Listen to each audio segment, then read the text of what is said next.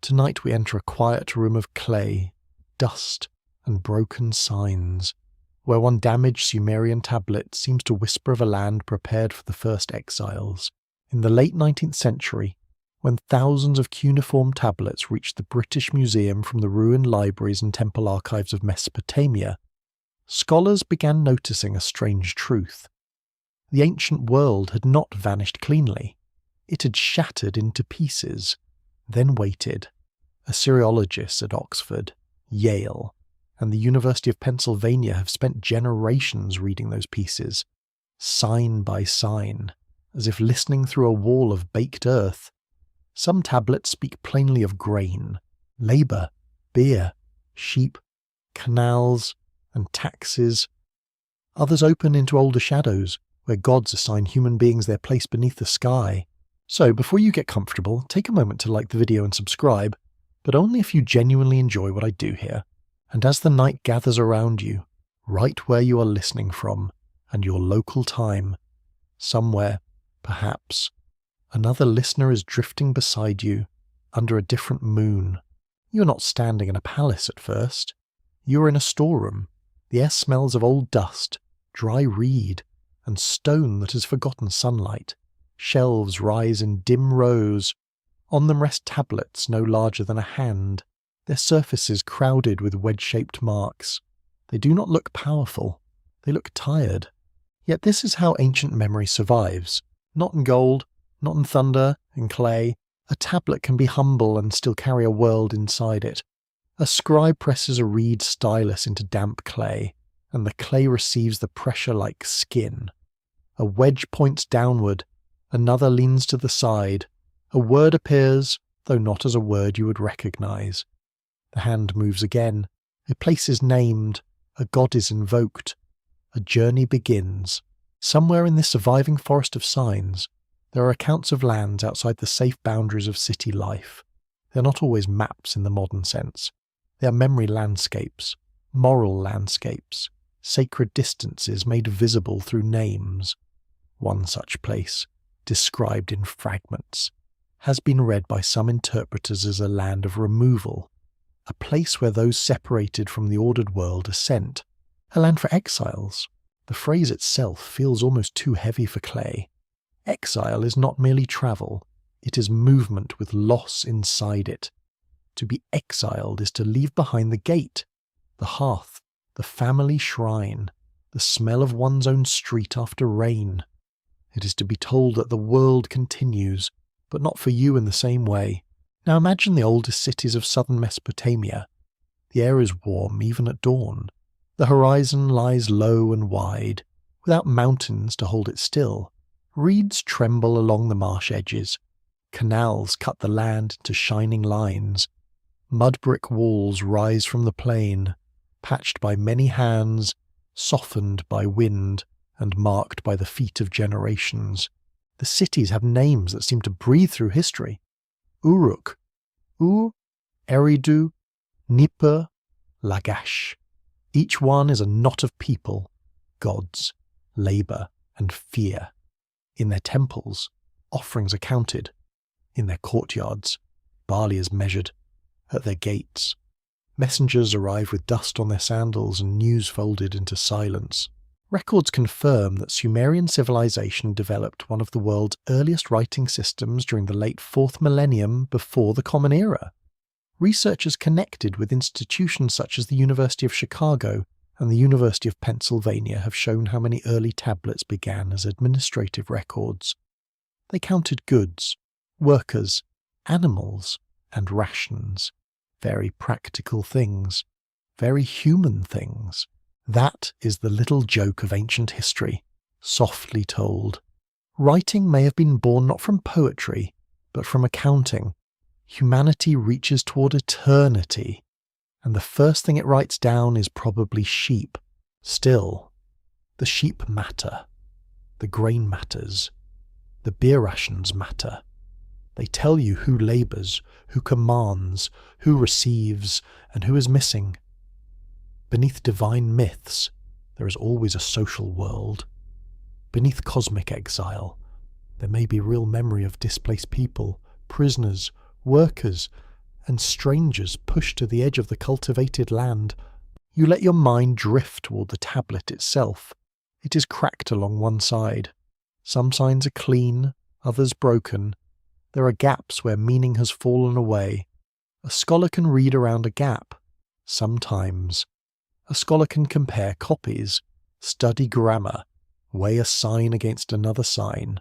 But the clay also resists. It keeps some of its darkness. This is where the mystery begins. The tablet does not behave like a simple travel notice. It seems to belong to a world where places are more than places. A land can be both geography and judgment. A river can be both water and boundary. A direction can be both compass and destiny. When an ancient text speaks of a far land, you must ask carefully what kind of distance it means. Is it distance across soil? Is it distance from the gods? Or is it distance from the life humans were meant to know? There is an open scholarly debate about how we should understand such early Mesopotamian place names when they appear in mythic or ritual contexts. Some historians treat them as echoes of real regions known through trade, conquest, or migration. Others argue they function as symbolic zones, imagined edges where order dissolves into uncertainty. Both views have weight. Both leave the night slightly unsettled. For a moment, it feels as though you're standing beside the scribe. The clay is damp, the reed stylus is cut at an angle. Outside, a donkey complains in the heat, somewhere nearby. A woman grinds grain in a courtyard, and the sound moves in circles, steady as breath. The scribe does not know that distant centuries will handle his words with white gloves and electric lamps. He writes because a tradition must be held. He writes because someone has ordered it. He writes because the old story is already fragile. That is the strange tenderness of tablets. They are hard, but they preserve anxiety. They show that ancient people feared forgetting. They copied lists of kings, hymns to gods, temple rituals, omens, myths, and laments. They wrote down what mattered because the world was always threatening to wash away. Fire could destroy a house. Floodwater could erase a field. War could empty a city. A careless hand could break a tablet. Even a god, in Sumerian imagination, could withdraw favour and leave a people wandering beneath a hostile sky. So the idea of a first exile would not have seemed abstract to them. It would have felt like a pattern carved into existence. Someone is brought near, someone fails, offends, disrupts, or becomes dangerous. Then a command is given. The person, the group, or the whole human condition is moved outward, away from the centre, away from the temple, away from the named and measured world. You feel the calm terror of that movement, not loud terror, not the terror of a sudden cry, more like the quiet after a door is closed, and no one opens it again. The exiled land waits beyond the last familiar canal. It waits where the fields thin out, where the reeds grow wild, where the stars seem less like companions and more like witnesses. A quirky tradition found in later Mesopotamian imagination treats distant lands as places of odd marvels, strange peoples, difficult metals, dangerous beasts, and impossible abundance.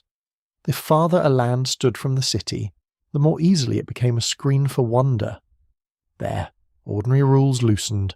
There, monsters might sleep. There, divine secrets might be buried under salt and sand. Yet you should not rush toward fantasy. The deeper truth is quieter. The Sumerians built their world through order. Canals had to be maintained. Fields had to be assigned. Labour had to be organised. Temples had to be supplied. The gods, in their stories, did not simply float above life. They owned houses, lands, servants, festivals, and expectations. Human beings lived inside a system. That system could include belonging. It could also include removal. The tablets broken, mention of a land for the banished, or a region beyond the ordinary human centre, invites a careful kind of listening. It does not prove a lost empire hiding beyond history. It does not hand you a clean map with a red line drawn across the desert. Ancient texts rarely offer such comfort. They prefer fragments. They prefer thresholds. And perhaps that is why they remain with us. A complete answer might satisfy the mind, then fade. A broken tablet keeps calling. It asks you to lean closer. It asks you to accept that history is not a straight corridor with lamps evenly spaced. It is a ruined archive at night, where one shelf has collapsed, one label has survived, and one clay fragment still holds the pressure of a vanished hand. You breathe slowly now. The storeroom is quiet. The tablet rests before you, small enough to hold, old enough to outlast kingdoms. Its signs do not shine. They wait. Somewhere inside them lies the rumour of a land where the first exiles were sent. A place outside comfort, outside certainty, outside the bright noise of the city. And the more gently you listen, the more the clay seems to say that exile may have been one of humanity's oldest memories. Not simply a punishment, not only a journey. A beginning, perhaps, written as a leaving. Your mind drifts southward, toward a plain where the earth seems almost unfinished, as if land and water are still negotiating their ancient agreement. The sky is enormous here. It does not simply hang above you. It presses gently downward, pale with heat, wide enough to make every human wall feel temporary. Beneath it, the rivers move with a patient strength. The Tigris and Euphrates do not rush like mountain streams. They spread, bend, divide, silt, flood, and return. They make the land fertile, then threaten to take it back. You walk where the mud clings to your sandals. The scent is thick and living.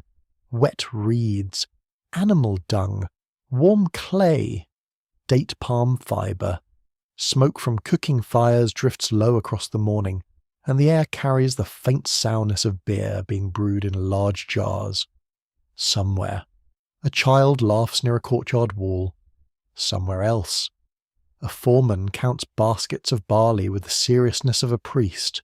This is how the city begins to breathe. Not as a monument, not as a perfect invention. It begins as work. A ditch must be cleared. A canal bank must be raised. A field must be divided. A roof must be patched after rain. Bricks must be shaped from mud and straw, left beneath the sun, then stacked into walls that slowly dry into civilization. Every building seems born from the same substance as the fields. The city is not separate from the soil. It is soil persuaded into order. Records from early Mesopotamian sites confirm that the rise of urban life depended heavily on irrigation, temple households, labour organisation, and the careful storage of agricultural surplus. Excavations and studies associated with the University of Pennsylvania, the Oriental Institute at the University of Chicago, and British archaeological teams have shown how settlement, administration, and ritual grew together in southern Mesopotamia. The city was never only a place to live. It was a system for surviving uncertainty, and uncertainty lived everywhere. A river could bring harvest. A river could bring ruin. Too little water, and the canals became cracked scars in the earth. Too much water, and fields disappeared beneath brown silence. Salt could rise in the soil, slowly poisoning what human hands had made.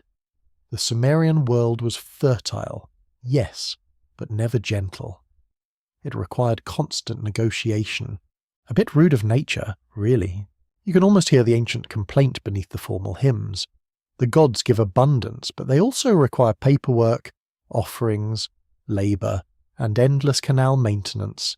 Even paradise, it seems, comes with mud on its feet. You pass through an entrance gate made of sun-dried brick. The wall is thick, but not invincible. Its surface is patched in places where wind and weather have eaten at it. A guard watches lazily, one hand resting against a wooden post worn smooth by touch. Inside, streets twist in narrow lines between houses. The shade feels sudden and intimate. You smell bread baking against the wall of a clay oven. The city is alive with small sounds. Sandals scrape, donkeys snort, reeds creak under bundles. A door latch clicks. A woman calls from a rooftop. A potter slaps wet clay into shape with a rhythm that feels older than speech. Here, you begin to understand why exile carried such power. To be sent away from this kind of city was not merely to lose shelter, it was to lose measured life. Within the walls, a person belonged to a household, a trade, a god, a calendar, a ration list, a street, a memory. Outside, the world widened too quickly. Names thinned, protection weakened. The land beyond the canals could feel less like freedom than erasure.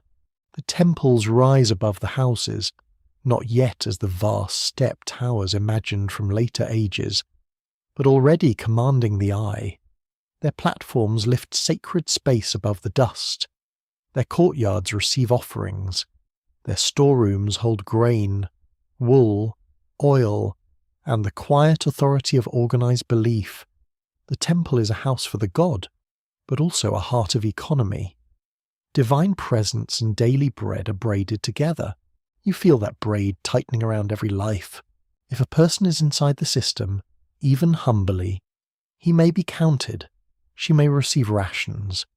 They may be assigned labour, obligated, watched, protected, and used. It is not modern freedom. It is belonging by record. Clay remembers you because someone has written your measure. But what of those beyond the list? The first cities do not only create citizens, workers, priests, rulers, and scribes. They also create outsiders. The person beyond the gate now becomes something different from the person within it. The shepherd at the margin, the prisoner sent to work, the migrant speaking strangely, the debtor stripped of place, the runaway servant, the defeated enemy brought in chains or driven out into hunger. Urban order casts a shadow, and that shadow has human faces. There is an open scholarly discussion about whether early Mesopotamian texts preserve memories of real social displacement behind their mythic language. Some historians emphasize practical realities such as labor drafts, warfare, debt, and migration. Others focus on symbolic patterns, where leaving the ordered city becomes a religious image of separation from divine favor. The clay does not force one answer. It lets both stand in uneasy moonlight. Beyond the last houses, the land changes slowly. There is no dramatic line drawn by heaven. The city thins into gardens, gardens into fields, fields into canals, canals into marsh and waste. You walk beside water where insects hum like hidden strings. Birds lift from the reeds in startled bursts. The heat gathers on your neck. The smell of wet earth gives way, little by little, to dust. Distance in Mesopotamia is never empty. It has layers. A nearby field may still belong to the city. A canal may still answer to the temple. A pasture may belong to a household whose name is pressed into tablets. Farther out, things become more uncertain. Herds move. Traders pass. Soldiers vanish in shimmering heat. Stories grow larger. The Sumerians knew of neighbouring lands rich in stone, timber, metals, and mystery, partly because their own alluvial plain lacked many raw materials. This is a simple, mainstream fact, but it changes the feeling of the world. Their cities were built from mud, yet they desired cedar, lapis, copper, diorite, silver, and hardwoods from distant places. Every imported object carried geography inside it.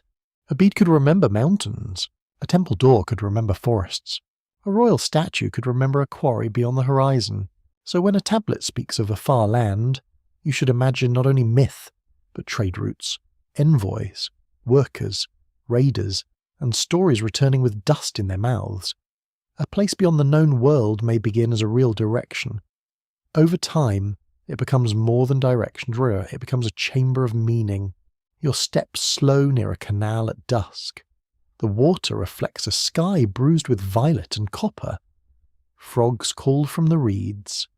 A line of workers returns toward the city, shoulders bent, tools resting against their backs.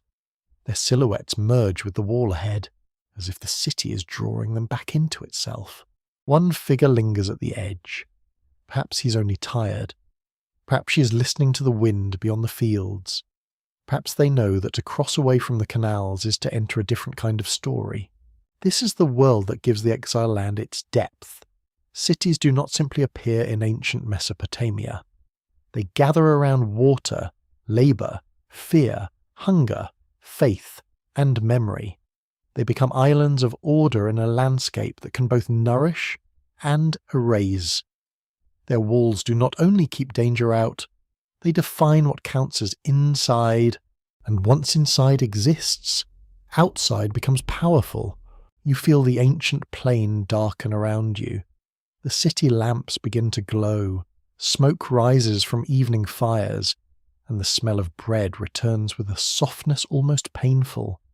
Behind the walls, people settle into rooms, names, duties, and sleep. Beyond the fields, the land opens into distance without promise. Somewhere out there waits the idea of removal.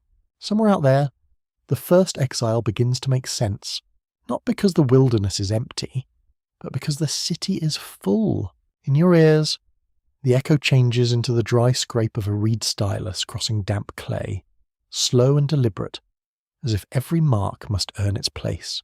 The room is narrow, and the walls hold the day's warmth long after sunset. A small lamp burns with a wavering flame, fed by oil that smells faintly bitter. Its light does not conquer the darkness. It merely makes a soft circle where hands, clay, and shadow can meet. The scribe bends over his work. His shoulders ache. His fingertips are dusted with dried mud. Beside him, tablets lie in different stages of memory. Some wet, some leather hard, some already baked by accident, fire, or intention. Writing here is not romantic. It is discipline. The reed stylus has a cut tip, pressed again and again into clay. Each sign is made from wedges, not flowing lines. The motion is practical, almost mechanical, yet the result can carry prayers, laws, songs, omens, inventories, laments, and old tales about places no living person has seen.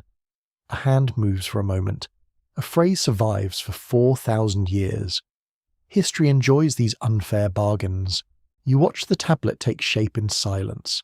There is no parchment, no ink, no graceful pen. There is only river mud, shaped into a small rectangle, receiving pressure. Clay is forgiving while moist. It can be smoothed and corrected. Once dry, it becomes stubborn. Once fired, it becomes strangely immortal. That is one reason so much of Mesopotamia still speaks. Records confirm that cuneiform tablets survived in extraordinary numbers because clay, unlike papyrus or leather, could harden in the very fires that destroyed buildings. Archaeologists from major American and European institutions have recovered tablets from libraries, temples, schools, palaces, and ordinary administrative settings. Some were intentionally baked. Many were preserved by disaster. Fire, the ancient enemy of archives, became an accidental guardian.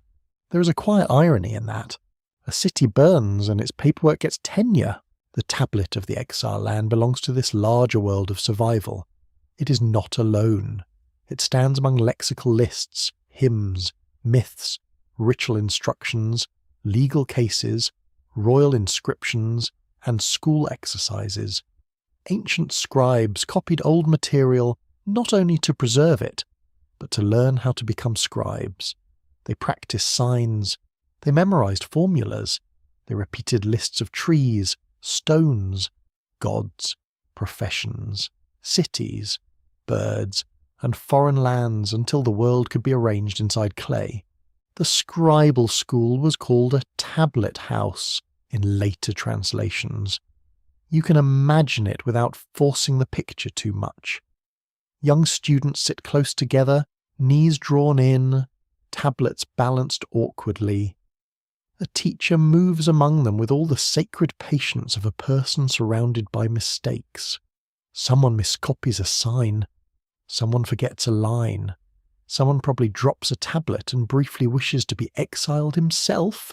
A quirky fragment from scribble school texts preserves the complaints of students and teachers with surprising humanity.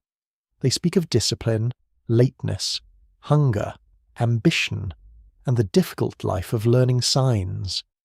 Ancient education was not all solemn wisdom under starlight. Sometimes it was a tired child being scolded because his handwriting looked like a goat had walked through wet mud. Yet the training mattered deeply. Through copying, old stories could travel across centuries. A myth first shaped in one city might be rewritten in another. A place name could shift. A divine title could be updated. A damaged tradition could be stitched together by memory, habit, or theology. This is how a land beyond the city might survive, not as one perfect original, but as a pattern repeated through fragile hands. The words that survive fire are rarely complete. Breaks interrupt them, edges crumble, signs vanish where salt, water, pressure, or careless digging damage the surface. A scholar does not simply read such a tablet. She reconstructs it cautiously, comparing duplicates, grammar, line length, and known formulas. He asks whether a mark is a sign or a scratch. They ask whether a place name is literal, poetic, corrupted, or borrowed from an older tradition. There is an open scholarly dispute over how confidently damaged mythological lines should be restored. Some experts prefer conservative readings, leaving gaps visible and admitting uncertainty. Others suggest restorations based on parallel texts and scribal conventions. The debate matters because one restored sign can change a landscape. A broken edge can turn a marsh into a mountain, a prison into a sanctuary, a journey into a banishment. You lean closer to the clay. A few signs name movement, a few suggest distance, another points toward a land, though its full sense is worn like a footprint after rain. There may be a divine command nearby, there may be a boundary, there may be a description that once told listeners exactly what kind of place awaited those who were sent away. But the break is there. The silence is part of the inscription now. Modern minds often dislike broken evidence. You want the missing line, you want the clean translation, you want the tablet to behave like a witness in a courtroom, answering only what it is asked. Ancient clay refuses that neatness. It gives you enough to follow, then leaves you standing at the edge of a sentence. That edge can be more powerful than completion. For a moment, it feels as though the missing words have become the very exile they describe. They have been driven from the tablet. They remain present only by absence. Around them, surviving signs stand like villagers at a gate, saying nothing, watching the road. The ancient scribe would have understood that words could hold force. In Mesopotamian thought, naming was not a casual act. Names belonged to identity, authority, and order. To name a place was to place it within a system. To leave it unnamed, or half-named, was to let it hover in danger. The exile land, when named in clay, becomes part of a mental map. When damaged, it becomes something stranger, a map with a wound. The smell of the lamp thickens. The scribe adjusts the tablet in his palm. Outside, night insects begin their small, endless music.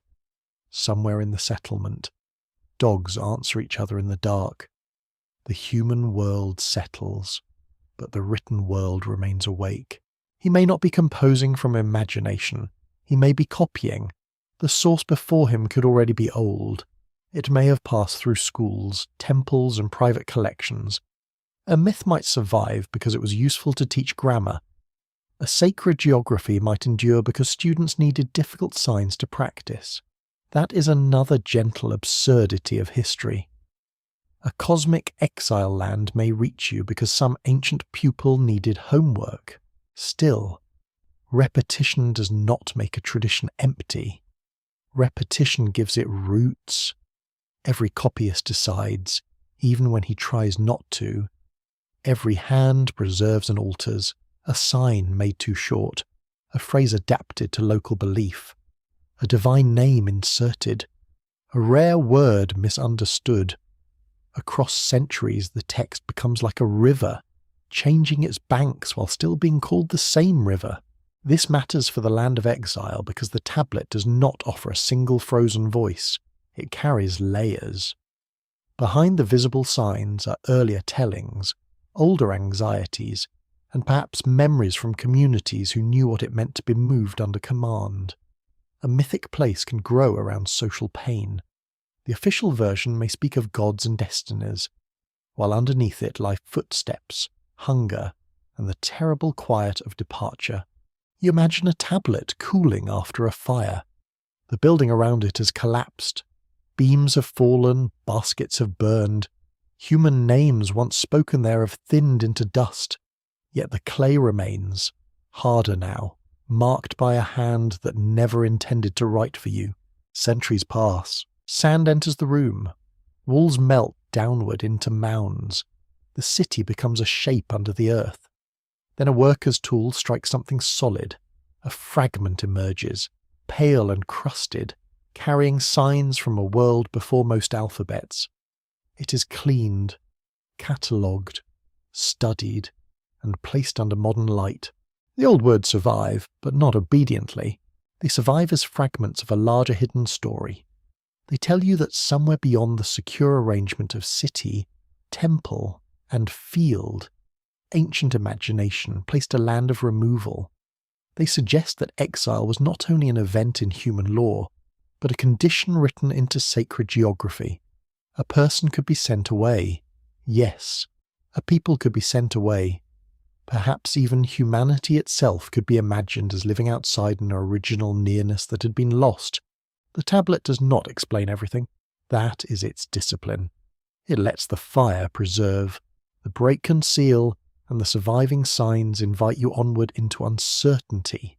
The lamp grows smaller, the clay darkens at the edges, the scribe's hand withdraws, and the words, having passed through fire, continue to wait. For a moment it feels as though the city gate is not made of brick but of decision. You stand near it in the last blue hour before dawn, when shapes are present, but not yet fully awake. The wooden bar across the gate is rough beneath the guard's hand. The packed earth smells cool, almost sweet, where night moisture has settled into dust. A donkey shifts its weight and exhales through its nose.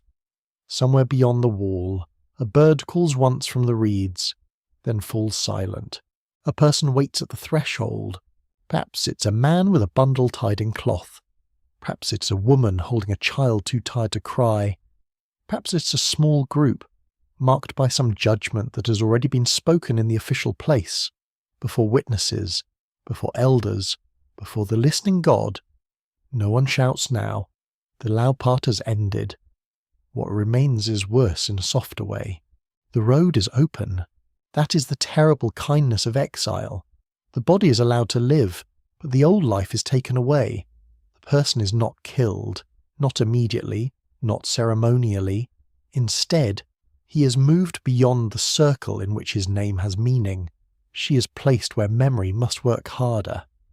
They are told to continue breathing somewhere else. Exile becomes geography with a wound inside it. In ancient Mesopotamia, legal and social penalties could include fines, restitution, forced labour, loss of status, and forms of removal from household or community protection. Cuneiform legal collections and court records studied by scholars at Yale, Oxford, and the University of Chicago show a world deeply concerned with boundaries, obligations, property, family, and public order. Punishment was not only about pain, it was about restoring a structure that had been disturbed. The city was a woven thing. A torn thread mattered. When a person was pushed out, the act could feel practical and sacred at once. Practical, because a community removed danger, debt, shame, rivalry, or disorder. Sacred, because the city did not belong only to human beings. Its walls stood under divine attention. Its fields fed temple households. Its oaths invoked gods who were believed to hear lies and avenge them with patience. That patience must have been uncomfortable. Imagine trying to cheat a neighbour while believing the god of justice has excellent long-term memory. Ancient religion could be consoling, yes, but it also had the calm menace of a clerk who never loses a receipt. You sense how exile could become more than punishment. It could become a passage through invisible categories. Inside the city, a person is under names, duties, kinship, and divine order. Outside, the same person changes status. He's not merely elsewhere. She has crossed into a condition that must be explained through story. Ancient people often explained dangerous transitions through sacred language. Birth, marriage, kingship, death, purification, and banishment all involved movement from one state to another. The body crosses a doorway. The mind crosses a fear. Society says this person is not what they were. What? The gate becomes a ritual instrument. You hear sandals scrape against hard earth. The guard lifts the bar. No trumpet sounds. No crowd gathers in triumph. A few faces watch from shadowed doorways. One old woman presses her hand against her mouth. A child does not understand why no one follows. The exiled person takes one step, then another.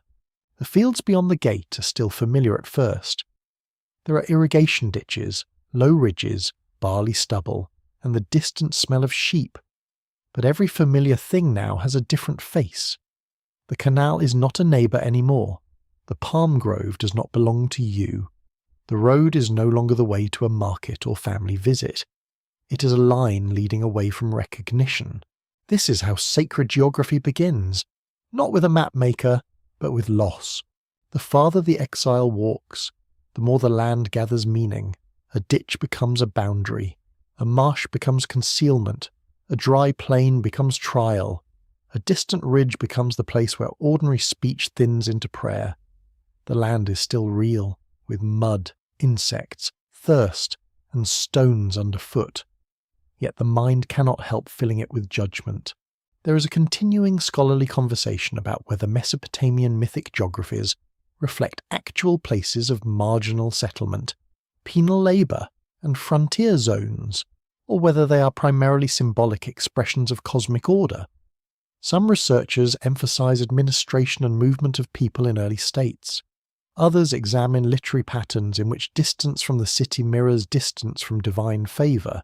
The debate remains open because the same clay can carry both social memory and sacred imagination. You walk beside the exile now, not too closely. The morning sun rises behind a veil of dust.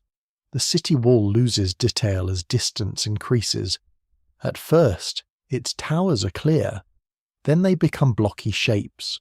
Then only a low darkness against the shining plain. A strange thing happens when the wall disappears. The exile must carry the city internally. Rules that were once enforced by neighbours now become memories. The sound of the temple drum becomes a pulse behind the ribs. The smell of bread, beer, wool, and lamp smoke returns unexpectedly, sharper than hunger. Every small discomfort asks the same question. Were you cast out from a place or from a world? A fringe tradition, whispered much later around ancient Near Eastern stories, imagines the first exiles as people sent not merely across a border, but toward lands already watched by strange beings. These beings are sometimes described as guardians, sometimes as judges, sometimes as remnants of an older order. Such ideas belong more to speculative retellings than firm evidence, but they reveal how deeply exile invites the imagination. The banished rarely walk alone in human thought. Something unseen always seems to follow. That is because exile opens a space for questions no settled person wants to ask. What if the centre is not permanent? What if belonging can be revoked? What if humanity itself began outside the gate? Sumerian stories often place human life within divine need and decision. The gods create, assign, distribute, and sometimes regret. Humans work, build, offer, and suffer. The world is structured, but not soft. In such a world, exile can become a memory of how fragile closeness to the divine might be. A person sent away from the city may echo a larger separation. The human condition itself may be imagined as service at a distance from origins no longer reachable. You notice the road lowering into marshland. Reeds close around the path, taller than a person. Their leaves hiss in the wind. Water glints between roots. Mosquitoes hover above black pools. The air smells green, damp, and faintly rotten. Somewhere unseen, something slips into the water with a small, final sound. The exile pauses. No sign marks the border now. No official voice declares the change. Yet the city's authority feels weaker here. The land has become uncertain. It does not hate the traveller. It simply does not care. That indifference is frightening. At the edge of settlement, survival becomes intimate. A person must know where water can be drunk, which plants cut skin, which insects carry fever, which strangers offer trade, and which smiles conceal danger. Exile removes not only honour, but convenience. It strips life down to body, weather, hunger, and memory. Still, banishment is not always pure ending. Sometimes those pushed outward create new communities. Servants flee and become settlers. Prisoners survive and marry. Merchants stay in foreign towns. Displaced families rebuild under unfamiliar stars. The exile land, then, is not only a place of sorrow, it is also a rough workshop where new identities are made. The tablet's mystery rests in this tension. The land where the first exiles were sent may be imagined as punishment, but it also becomes passage. It is the region where the ordered world sends what it cannot hold. The dangerous, the guilty, the burdened, the inconvenient, perhaps even the newly human. Yet once they arrive, the story does not stop. Distance begins to generate its own memory. You feel the sun warming your face. The reeds open slightly, revealing a strip of pale horizon. Behind you, the city has gone from view. Ahead, the land has no clear welcome and no clear refusal. The exile continues. Each step makes the old life smaller. Each breath makes the unknown larger. Somewhere in that widening distance, punishment changes into sacred geography, and a road of shame becomes a path through the oldest questions. Who belongs near the centre? Who's sent away? And what waits in the land prepared for those who must begin again? The scent changes first, before the ground announces anything clearly. You notice wet reed and river mud giving way to warmer dust, then returning again in sudden green breaths where water hides close beneath the land. Mesopotamia does not reveal itself in simple zones. It shifts underfoot, one texture becoming another. Marsh becoming bank, bank becoming field, field becoming cracked plain, where old canals lie like forgotten scars. You follow a road that is hardly a road.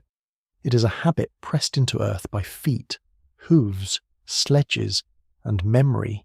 In some places, it runs beside a canal bright with reflected sky. In others, it dissolves into open ground, where travellers must trust landmarks that seem too fragile for trust. A leaning palm, a broken levee, a mound where a village once stood, a shrine so small that only the passing hand remembers it. The land of exile is not reached through one grand doorway. It gathers gradually. The rivers are the great rulers here, not kings and crowns, but kings in brown water, silt, flood, and withdrawal. The Tigris is sharper, faster, less predictable in mood. The Euphrates spreads with a slower authority, feeding channels that turn dry earth into green wealth. Between them, human beings create a world of measured water, and water constantly tries to escape the measuring. Mainstream research in ancient environmental history confirms that southern Mesopotamian life depended on artificial irrigation systems that required collective maintenance. Studies from universities such as Yale, Oxford, and Chicago have emphasized how canals shaped settlement, agriculture, political power, and social obligation. A canal was never only a watercourse. It was labour made visible. You can hear that labour along the bank. Men cut weeds with sickles. Women carry baskets. Children lead animals across packed earth. Overseers count workers, probably with that timeless expression of someone who suspects everyone is moving too slowly. The canal bank is repaired with mud, reeds, and sweat. Every breach matters. Every neglected channel can become disaster. The land is fertile because people argue with water every day. Water usually wins eventually. That is not defeat. That is irrigation. Beyond the canal, the marshes spread in shimmering sheets. Reeds rise taller than a person, dense enough to make the horizon disappear. Their stalks knock softly together in the wind. Birds cry overhead. Fish disturb the surface with small rings. Boats made of reed bundles glide through narrow passages where the water is dark and still. You smell plants rotting into life, mud warming under sunlight, and the faint musk of animals hidden from view. The marsh is a borderland of its own. It is shelter and danger together. It hides fugitives, fishermen, herders, traders, spirits, and stories. It offers birds, fish, reeds, and wild foods. It also swallows the careless. A person can become lost there without ever leaving flat land. Ancient texts sometimes imagine marshy margins as places outside comfortable order. Yet archaeology shows that marsh communities were not empty or primitive shadows. They were skilled environments of boat travel, reed construction, fishing, animal keeping, and exchange. The people of the wetlands understood routes invisible to outsiders. They knew which channel opened into deeper water, which reed bed concealed solid ground, and which silence meant weather turning. So if exiles were sent towards such edges, they were not stepping into nothing. They were entering other worlds. Your path turns westward, and the smell of wet earth fades. The ground hardens, reeds thin into thorny shrubs. Date palms appear only where water has been guided by human hands. The sun brightens without mercy. Heat rises from the land in wavering sheets, making distant forms tremble as if the world is breathing through fever. This is not the empty desert of imagination, all golden dunes and heroic loneliness. Much of the land is harsher and more practical than that. Gravel, salt flats, baked mud, dry channels, scrub, biting flies, and horizons that refuse to come closer. A traveller learns humility quickly here. The mouth dries, the skin tightens. Shade becomes a treasure more persuasive than silver. A quirky old belief from Mesopotamian omen traditions gave meaning to nearly everything seen on a journey. Odd animal behaviour, strange winds, malformed births, unusual lights, and unexpected sounds could all become signs. To the modern listener, it may feel excessive. Yet in a risky landscape, attention itself becomes survival. When life depends on weather, water, and timing, the world is never merely background. You pause beside an abandoned canal. Its bed is cracked, lined with salt, and tufted with brittle grass. Once, perhaps, water moved here loudly enough to drown conversation. Farmers may have stood along its edges. Children may have played in the shallows. A field nearby may have bent under barley, shining pale gold in the season of harvest. Now the channel is a dry groove, a memory of control that did not last. This is important. The exile land is not only beyond the city, it may also be where old order failed. A broken canal can feel like a fallen wall. A deserted field can become more unsettling than untouched wilderness, because it shows that human order once arrived and withdrew. The abandoned place says, people tried here. People named this place. Then the name loosened. There is an active scholarly discussion about how environmental change, salinization, river movement, and political disruption affected settlement patterns in ancient southern Mesopotamia. Some researchers stress ecological pressures, especially the long-term impact of irrigation on soil. Others warn that social, economics, and military causes cannot be reduced to landscape alone. The debate stays alive because mud, salt, and tablets each tell only part of the story. You keep walking. The road divides near a low mound scattered with potsherds. One path bends toward a cluster of palms where a small settlement breathes under heat. The other follows a raised bank into a shimmering distance. A traveller must choose by water, by news, by fear, by the condition of the animals. Roads in this world are not lines of certainty. They are agreements between geography and rumour. Merchants know them. Soldiers know them. Herders know them. Exiles learn them painfully. Trade routes stitched southern Mesopotamia to distant regions because the alluvial plain lacked stone, metal, and timber. Copper might come from lands beyond the Gulf or from highland regions. Timber might arrive from mountains or forests far away. Precious stones travelled through many hands before reaching temples and palaces. Every road carried more than goods. It carried exaggeration, warning, accent, disease, gossip, and myth. So the land where exiles were sent could sit along the same routes that carried wealth. That is one of history's colder jokes. The road of punishment and the road of trade may use the same dust. One traveller carries copper, another carries disgrace. The road does not care. At evening, you reach a place where canal water spreads into a shallow basin. The sky turns amber, then rose, then dim purple. Waterbirds stand motionless on thin legs. A herder drives goats toward a reed enclosure. Smoke rises from a distant hut, smelling of dung fuel and fish. It is not a city, but it is not emptiness. It is a margin with its own rules. Someone could survive here. Someone could vanish here too. The exiled land becomes believable because Mesopotamia is filled with such in-between places. Not fully urban, not fully wild, not entirely under temple control, yet not beyond human use. The first exiles, in memory or myth, might have been imagined moving into these uncertain belts, where canals fray, marshes deepen, and roads forget their own direction. Your feet ache now. The dust has gathered at your ankles. The night air cools quickly, and the first stars appear with quiet precision. Behind you lies measured water. Ahead lies water that wanders, land that cracks, and tracks that bend toward unknown settlements. You understand why a tablet might speak of such a place with reverence and unease. A real landscape can become sacred when generations pour fear into it. A canal can become a border. A reed bed can become a hiding place for memory. A vanished road can become the path no one admits their ancestors once walked. The land is not silent. It murmurs through frogs, wind, insects, and distant animals. It says that exile does not always begin in a wasteland. Sometimes it begins where the last familiar canal turns aside, where the reeds close behind you, and where the road continues without explaining itself.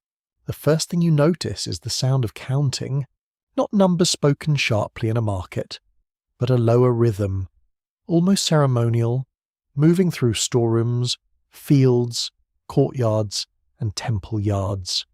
Sheep are counted, grain jars are counted, workers are counted, days are counted, offerings are counted before they are given to the gods, as though heaven itself prefers a proper inventory.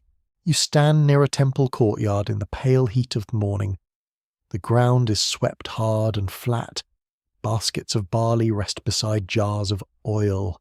Wool lies folded in heavy bundles, smelling faintly of animal warmth and river damp.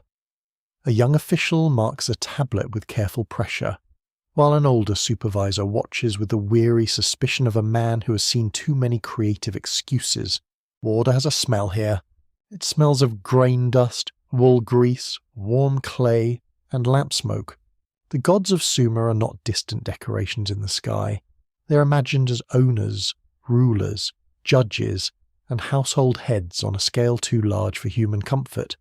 Each city belongs especially to a divine power. Each temple functions as a sacred house, but also as an estate, an archive, a workplace, and a treasury. The divine world is not separate from the economy. It leans into it. That detail matters more than it first appears. If the gods own land, then territory becomes sacred. If the gods assign labour, then work becomes part of cosmic arrangement. If the gods establish borders, then crossing them can become more than movement. It can become a shift in one's place within existence.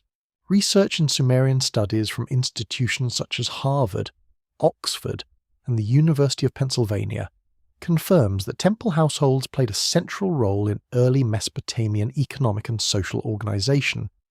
Thousands of administrative tablets record rations, labour teams, livestock, textile production, and offerings. They reveal a world where divine service and practical management were joined so closely that separating them would have seemed almost rude. The gods apparently had excellent accountants. You can almost smile at that, though softly. Ancient divinity could be majestic, terrifying, generous, and bureaucratic all at once. A goddess might receive hymns of breathtaking beauty, then also require precise delivery of sheep, flour, beer, and oil. Human ore moved through ledgers. Within this system, distance has meaning.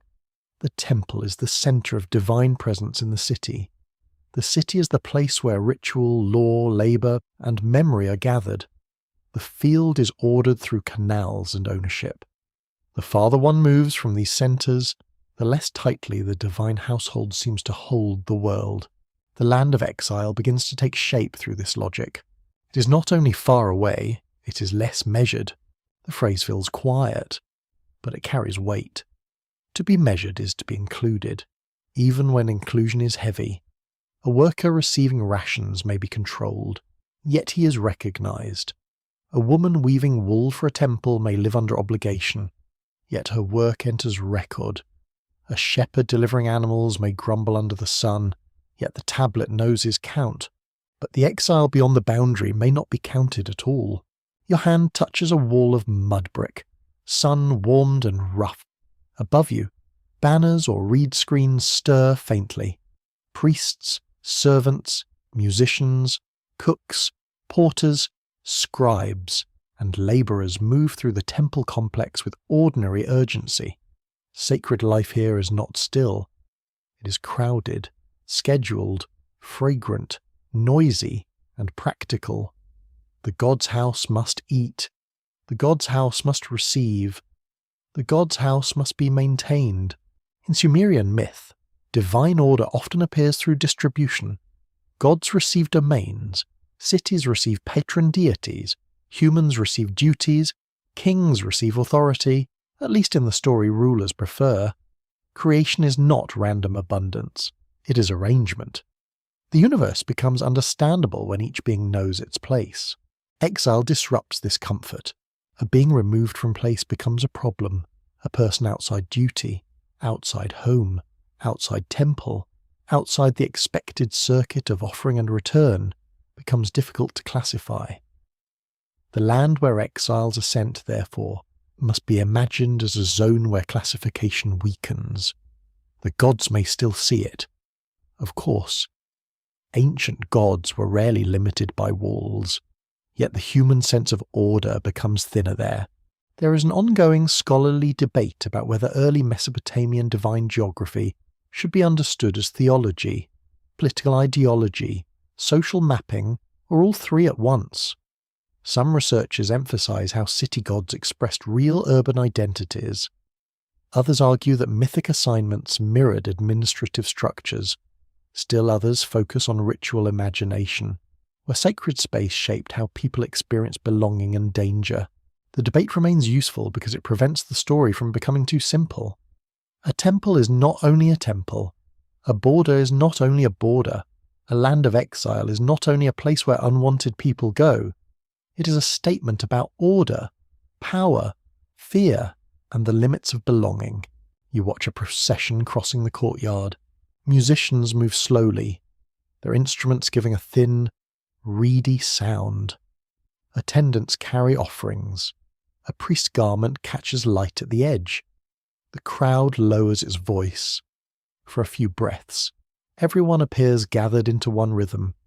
Even the dust seems to settle respectfully. Then a jar cracks somewhere behind you. Someone curses under his breath, perhaps not too close to the sacred doorway. The spell of majesty bends but does not break. This is the charm of Mesopotamia. Heaven and spilled oil often occupy the same room. A quirky detail from Mesopotamian ritual life is the care given to divine statues. They could be washed, dressed, fed, adorned, transported, and mourned if captured by enemies. To modern eyes, this may seem strange. To the ancient city, the statue was not merely decoration. It was a focus of presence, an anchor of relationship, and a visible body for invisible authority. If divine presence can dwell in a crafted form, then place matters intensely. Where the statue stands, the god is near. Where the temple rises, the city has a heart. Where rituals fail, danger enters. Where the god departs, a city can feel abandoned before its walls even fall. Now you sense why exile might be imagined as removal from divine nearness. It is not that the gods vanish completely beyond the boundary. It is that the exile loses the ordinary roots by which nearness is maintained. No household shrine, no familiar festival, no assigned place in procession, no daily smell of offerings, no recognised standing before the god's house. Only sky, only road, only breath and uncertainty. Humanity's role within Sumerian stories often includes labour on behalf of divine powers. In one famous pattern of Mesopotamian myth, humans are fashioned so the gods may be relieved of burdensome work. This is not a modern compliment, exactly. It is not the universe saying, "You are special, please enjoy the stars."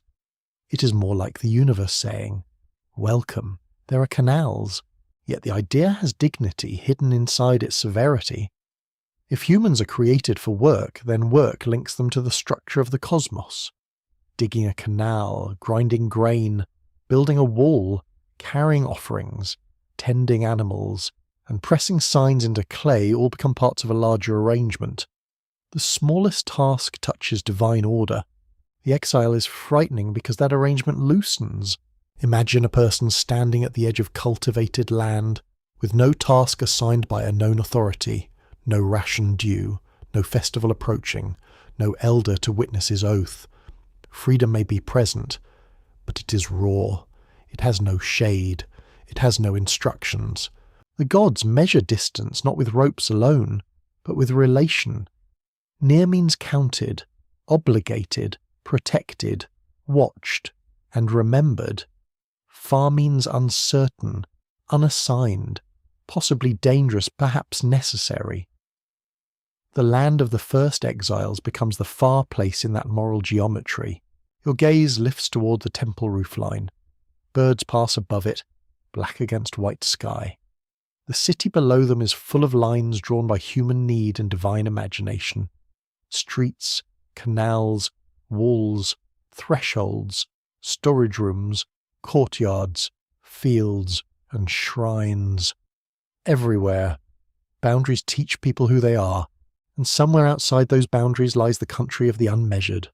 Not invisible, perhaps, not forgotten entirely, but placed at a distance where the ordered world can say, softly and firmly, that some lives belong beyond the count. The counting continues in the courtyard. A stylus presses into clay. A worker shifts a basket against his hip. The god's house receives its share. The city keeps breathing. Far away, beyond the places that have names, the exile land waits without ledger or lamp. Your mind drifts toward the east. Though the word east is not yet a clean arrow on a modern map, it is a feeling first.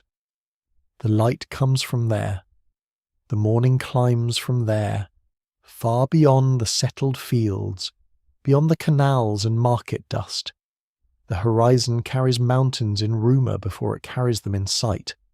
To people of the low southern plain, the east can become a direction of distance, foreign stone, dangerous passes, strange goods, and lands not easily folded into city order.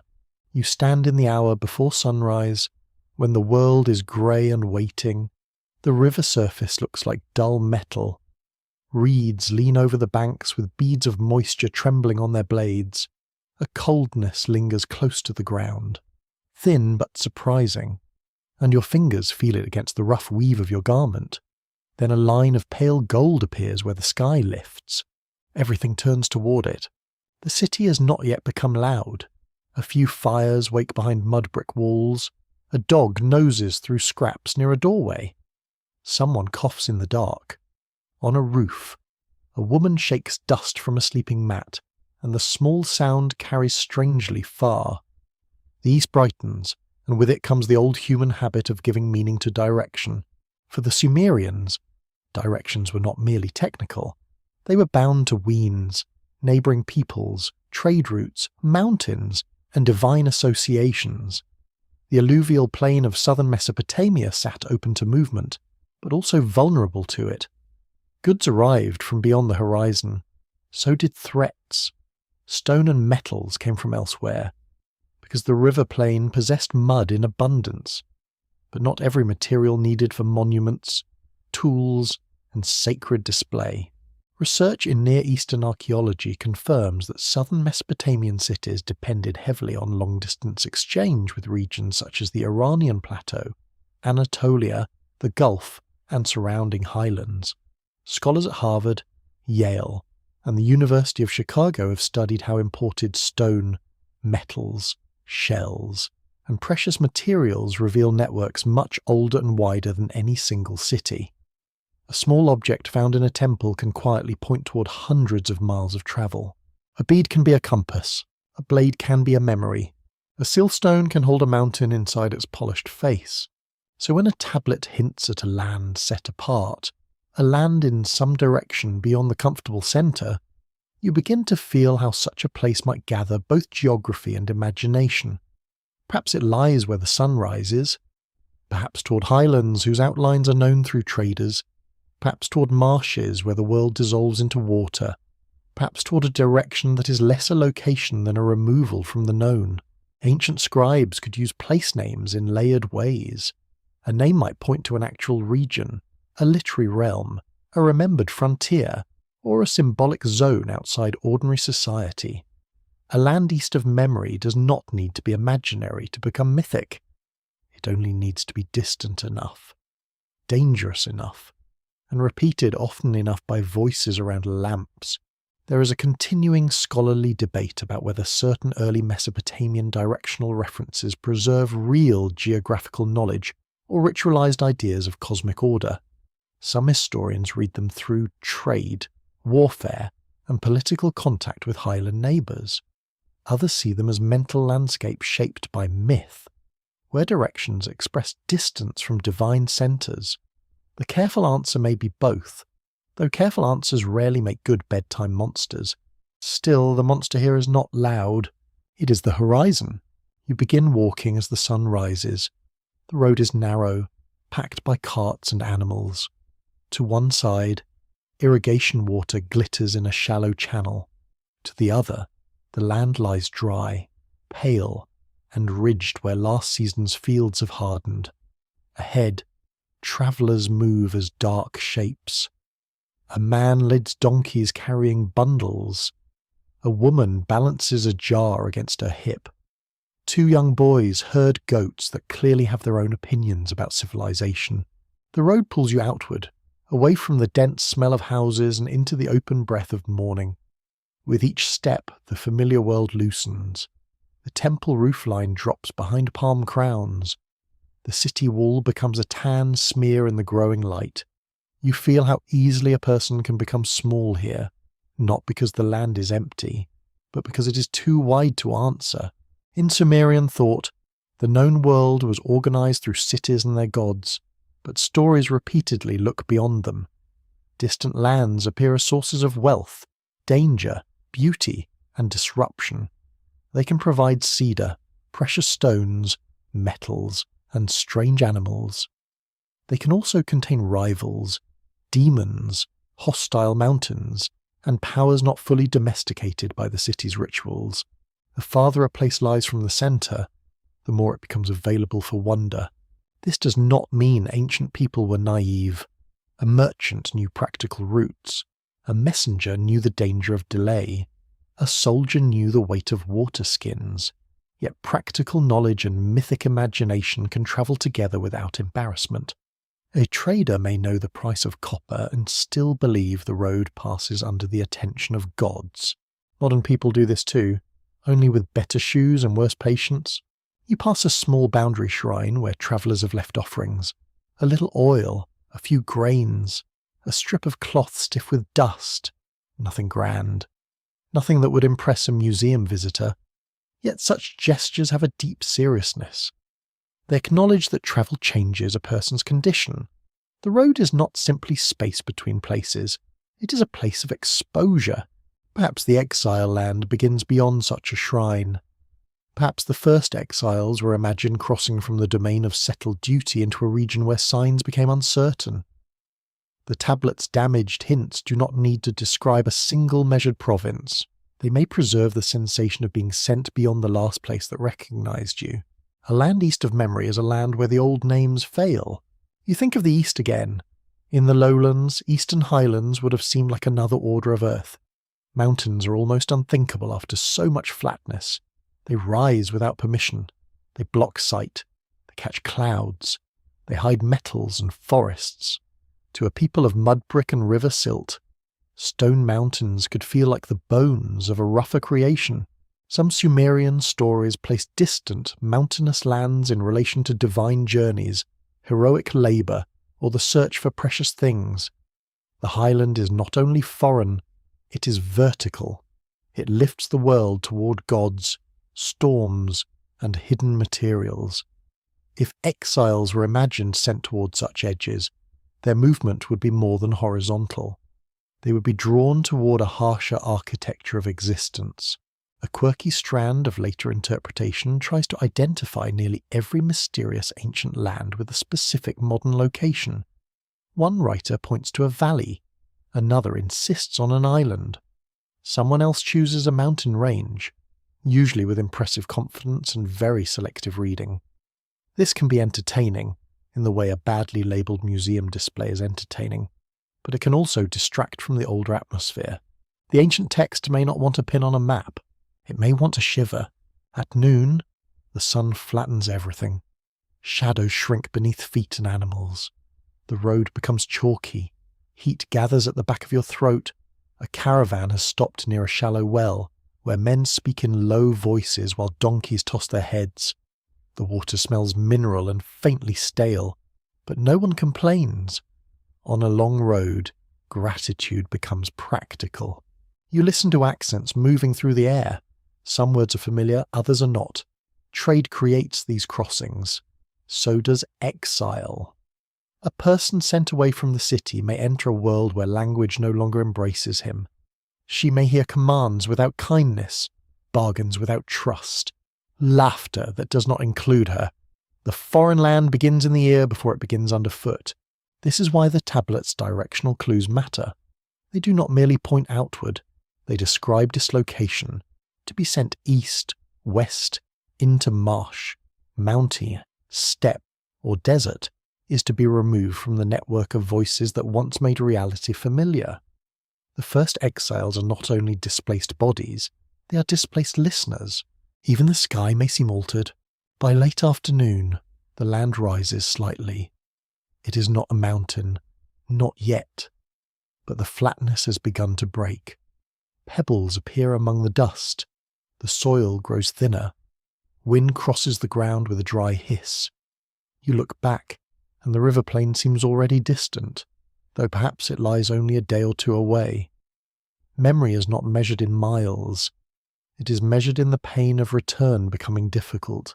The land east of memory waits at this exact distance, where the familiar is no longer secure, but the unknown has not fully named itself.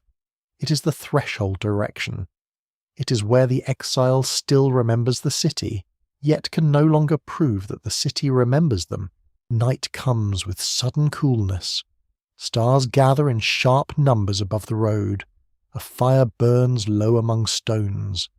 The travellers speak less now. Someone hums quietly. Someone rubs tired feet. Beyond the firelight, the east is invisible, but still present, pressing against thought like a closed door. You understand then that direction in ancient stories can be a form of fate. To be sent toward a land beyond memory is to move into a space where geography, divine order, and human loss blend softly together. The tablet may preserve only fragments, but fragments are enough to draw the line. The first exile does not vanish. They walk toward the place where sunrise begins and where belonging slowly ends. You hear the sound of wet clay being turned in human hands. It is not the clean sound of art in a quiet studio. It is heavier, earthier, closer to the riverbank. Mud slides against fingers. Straw catches under the nails. Water darkens the palms. The body bends over raw material, and for a moment, the worker and the worked substance seem almost the same. Clay remembers pressure. That thought settles gently, then refuses to leave. In Sumerian imagination, humanity is often connected to clay, labour, and divine intention. Human beings are shaped from the stuff of the ground, yet they stand upright beneath heaven. They are humble, but not meaningless. They are created into service, but service places them within the great design. It is not a cosy story. Exactly. Ancient Mesopotamia rarely hands you a pillow without also handing you a shovel. The air around you smells of river mud, sweat, and crushed reeds. A group of labourers stands near a canal under a morning already warming toward discomfort. Their backs shine faintly with moisture. Their baskets are woven from reeds and worn at the rims. One man lifts clay from a pit. Another stamps it with straw. A woman shapes bricks in a wooden frame, quick and practiced, her movements plain and elegant. Civilization rises from repetition, brick after brick, basket after basket, breath after breath. Mainstream scholarship confirms that early Mesopotamian cities depended on organized labor for canal building, brick production, agriculture, temple maintenance, and textile work. Research connected with institutions such as Stanford, Yale, and the University of Pennsylvania has shown how administrative tablets recorded labor groups, ration systems, and seasonal assignments. These records do not romanticize work. They measure it with chilly patience. A tablet may list workers and barley portions without describing their faces. That is understandable, yet also a little rude. History often preserves the manager's numbers better than the worker's aching knees. Still, the workers are there. You can feel them in the records because someone had to dig, carry, weave, grind, build, and haul. Someone had to wake before the heat became cruel. Someone had to return at dusk with dust in the hair and mud dried along the legs. The ancient city was not built by myths alone. It was built by bodies. This is where creation stories and social history meet. In one famous pattern of Mesopotamian myth, humans are fashioned so that the gods no longer carry the burden of exhausting labour. The divine realm is troubled by work, noise, hunger, or conflict, and humanity enters as a solution. People are made to serve, maintain, feed, offer, and continue the system. From a modern chair under a soft blanket, this may sound rather bleak. It is also strangely honest. Humans are needed because work must continue. The canal does not clean itself. The field does not harvest itself. The temple does not fill its own storerooms. The gods, in these stories, may command the world, but human hands keep its visible machinery moving. That gives humanity a difficult dignity. People are lower than the gods, yes, but the world depends on their endurance. The exile land now deepens in meaning. If humans are created for assigned labour within divine order, then exile is not only removal from home, it is removal from recognised purpose. A worker outside the system may still work to survive, but the old sacred accounting has shifted. The person becomes unassigned clay, shaped once, then pushed beyond the workshop. You watch a brickmaker lift a newly formed brick and set it in the sun. It is soft, vulnerable, easily ruined by careless pressure. Later it will harden. Later it may become part of a wall, a house, a temple platform, or a storage room. No single brick chooses its place, yet without bricks, the city cannot stand. A strange tenderness enters the image. Perhaps ancient people saw themselves this way, shaped and placed, useful, replaceable, necessary, fragile until hardened by the world. The metaphor is not flattering, but it is intimate. Clay is not distant material. It is underfoot, under fingernails, on walls, in tablets, in ovens, in graves. To say humanity comes from clay is to say people belong to the earth that feeds and receives them. A quirky fringe tidbit from later interpretations imagines the first humans as engineered workers for powerful beings who arrive from the heavens. Such ideas are popular in modern speculative storytelling, though they are not accepted by mainstream Assyriology. Their appeal is easy to understand. The ancient texts do speak of gods, labour, making, and service. The leap into sky visitors is modern embroidery stitched onto very old cloth. The older story is already strange enough. You do not need metal ships in the clouds when the clay itself is unsettling. A divine hand shapes a human body, a breath, a command, or a sacred substance gives it life.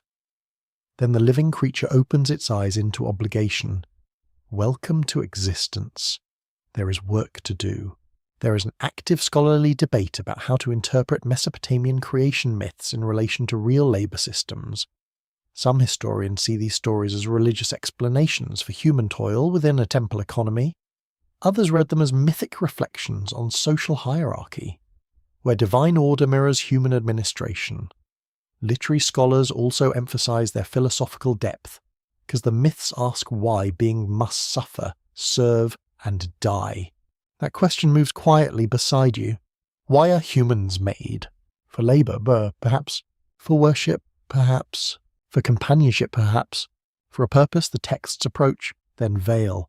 A group of workers rests in the narrow shade of a wall. Someone drinks from a clay cup. Someone laughs at a joke you do not catch. A child brings bread wrapped in cloth, and the smell of it warms the air with sudden kindness.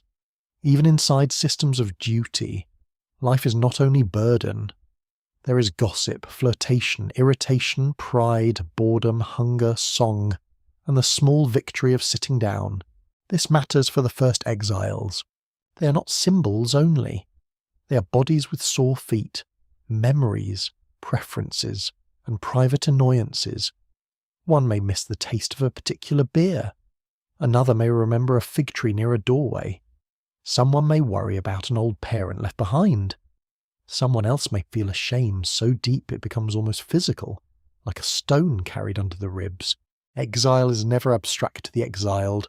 In the land beyond assignment, they must reshape themselves. The clay body must learn a new mould. The old work may not continue. A canal worker becomes a marsh fisherman. A temple servant becomes a wandering helper.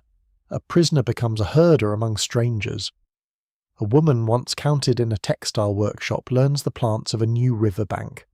Life does not politely stop because the city has withdrawn its name. The watchers enter here, not as creatures with bright eyes in a cheap tale, but as the quiet forces that observe human displacement. In ancient imagination, gods, spirits, officials, elders, and ancestors all watch in different ways. A person is rarely alone under judgment. Even when no human eye follows, the sky feels populated by attention. You stand beneath that sky at dusk. The workers have left the brick field.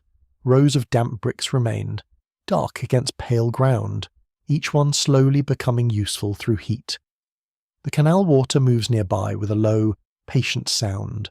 Mosquitoes gather in brief, whining clouds. Smoke from cooking fires curls over the settlement, and the scent of onions, fish, and barley bread drifts through the evening. The clay bodies return to their houses. The exiled clay bodies do not. Somewhere beyond the counted labour, beyond the ration lists, beyond the familiar call to work, they enter a different rhythm. They are still human, still shaped from earth, still capable of building, loving, fearing, and remembering. But their relationship to order has changed. They become the proof that the system has an outside. That outside is not empty. It is filled with possible new tasks, rough freedoms, hidden dangers, and the uneasy dignity of survival. The first exiles may have been sent away as discarded fragments, yet fragments can become foundations somewhere else. A broken piece of clay can still hold a sign. A displaced body can still carry a world. Night settles over the brick field. The rows darken. The tools lie still. The canal keeps moving, as if labour continues even in sleep. And in the quiet, you feel the old myth breathing through the mud. Humanity is shaped, assigned, watched, burdened, and sometimes cast outward. Yet even in exile, the clay does not cease being clay. It waits for another hand, another pressure, another form. The boundary appears at night, when the world stops pretending that distance is simple. You stand where the last canal bends away from the road, leaving a strip of pale earth between water and darkness. The air is cooler now, and the ground under your feet has lost the day's heat. A thin wind moves over the reeds, making them whisper with the nervous politeness of people who know something but refuse to say it. There is no wall here. That is what makes it worse. A wall tells the body what to understand. A gate makes crossing visible. A guard gives fear a human face. But this threshold has almost nothing. A change in soil, a sudden thinning of paths, a shrine made from 3 stones and a clay bowl, blackened by old offerings. Beyond it, the land continues under the same stars, yet feels altered. You sense that some borders are not built. They are agreed upon by dread. Ancient Mesopotamian life depended on boundaries of many kinds. Fields had borders, canals had managed edges, houses had thresholds, temples had restricted spaces, cities had gates. Legal records from major collections studied at Yale, Harvard, and Oxford show disputes over property, inheritance, water rights, and obligations. These are ordinary matters on the surface, but they reveal an ancient obsession with where one thing ended and another began. A boundary protects. A boundary divides. A boundary remembers who is allowed to cross. The land of exile gains its power from this older habit of dividing the world. The known city is not just a settlement. It is a protected arrangement of names, roles, gods, ancestors, and labour. The outside is not just open land.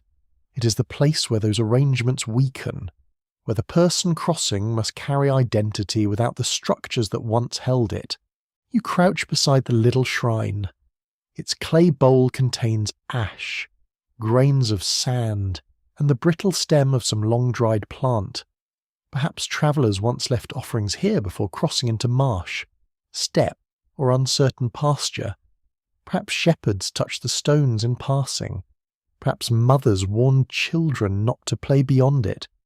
The shrine is humble, almost ridiculous, but it has the stubborn confidence of old fear. Human beings can make a border from almost anything. A stone, a ditch, a story, a look. In many ancient societies, thresholds required care because they were places of transition. Doorways, gates, river crossings, mountain passes, and burial entrances often attracted ritual attention. Mesopotamian texts preserve many practices meant to protect houses, bodies, cities, and kings from unseen forces. Scholars at the University of Chicago and the University of Pennsylvania have studied incantation traditions where evil is imagined as something that crosses, enters, attaches, or follows. That is a very human fear. Trouble rarely knocks politely. In the world you're entering, a boundary may need guardians, whether human, divine, or imagined. A gate can have guards, a temple can have priests, a city can have walls. But what protects an invisible line in the open land? The answer, often, is story.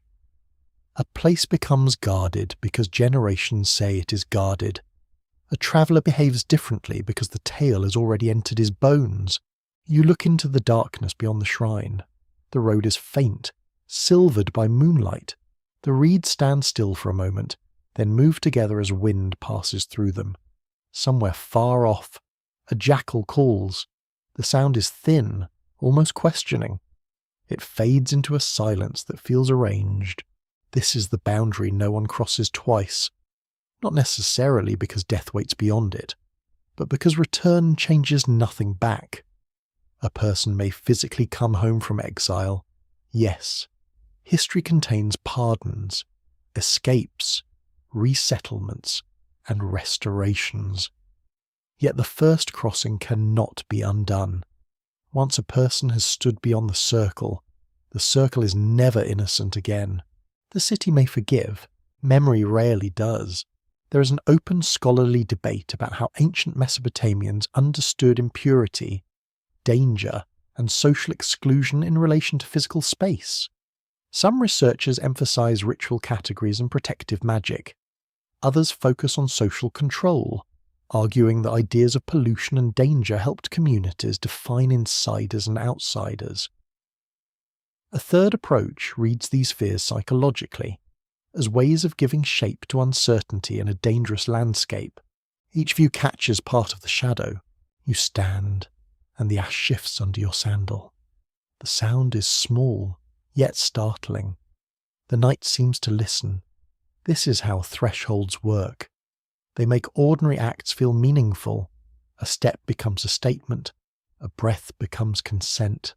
A glance backward becomes almost ceremonial. A quirky later tradition in the wider ancient Near Eastern imagination describes certain border zones as watched by hybrid beings. Strange guardians with animal bodies, human faces, wings, claws, or unreadable eyes. Many such figures belong to later artistic and magical traditions, not the earliest Sumerian tablets, but they express something old. At the edge of order, the mind gives the unknown a body. Better a monster than emptiness. Perhaps emptiness does not negotiate. The exile approaching this boundary carries more than a bundle. He carries the city's judgment. She carries the weight of people turning away. They carry private memories that official punishment cannot record. The road ahead may lead to marsh huts, frontier labour, hostile villages, or unclaimed land. Yet the deeper passage is already happening inside them. They are becoming someone beyond the list. The body knows this before language does. The throat tightens. The stomach folds in on itself. The skin hears every sound. The feet hesitate, because feet are conservative creatures. They prefer familiar ground. They enjoy streets where dogs bark in expected places and neighbours complain in expected voices. But exile has no patience for comfort. You move forward. The air beyond the stone seemed no colder, yet your body registers it as different. There is a damp smell from standing water, mixed with wild grass and the faint mineral scent of exposed earth. The moon lies low over the plain. Stars appear sharper away from settlement smoke. Without city noise, each insect becomes an instrument. Each rustle becomes a message that might be innocent, or not. The road is now a threshold stretched into distance. In Sumerian and Akkadian thought, the steppe, marsh, and far country could be places of danger, but also places of encounter. Shepherds moved there, hunters passed through, armies crossed them badly or well. Gods in myth could travel beyond settled zones. Heroes could meet terrifying beings there. The outside was not blank, it was charged. This makes the exile land more unsettling. It is not a simple prison. It is a field of encounters. A person sent there may meet hunger, strangers, wild animals, illness, spirits, labour, freedom, and new belonging. The punishment lies partly in uncertainty.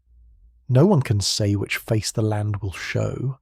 You turn back for one last look. The city is a dark line against the sky, almost erased. No individual house can be seen, no familiar roof, no doorway, no courtyard lamp. The whole human world has become a single shape, and that shape is shrinking. A short ache passes through you. The boundary has done its work. You understand now why ancient stories guard such crossings with silence, fear, and ritual imagination. The moment is too delicate for plain speech. To cross into exile is to admit that order has an edge.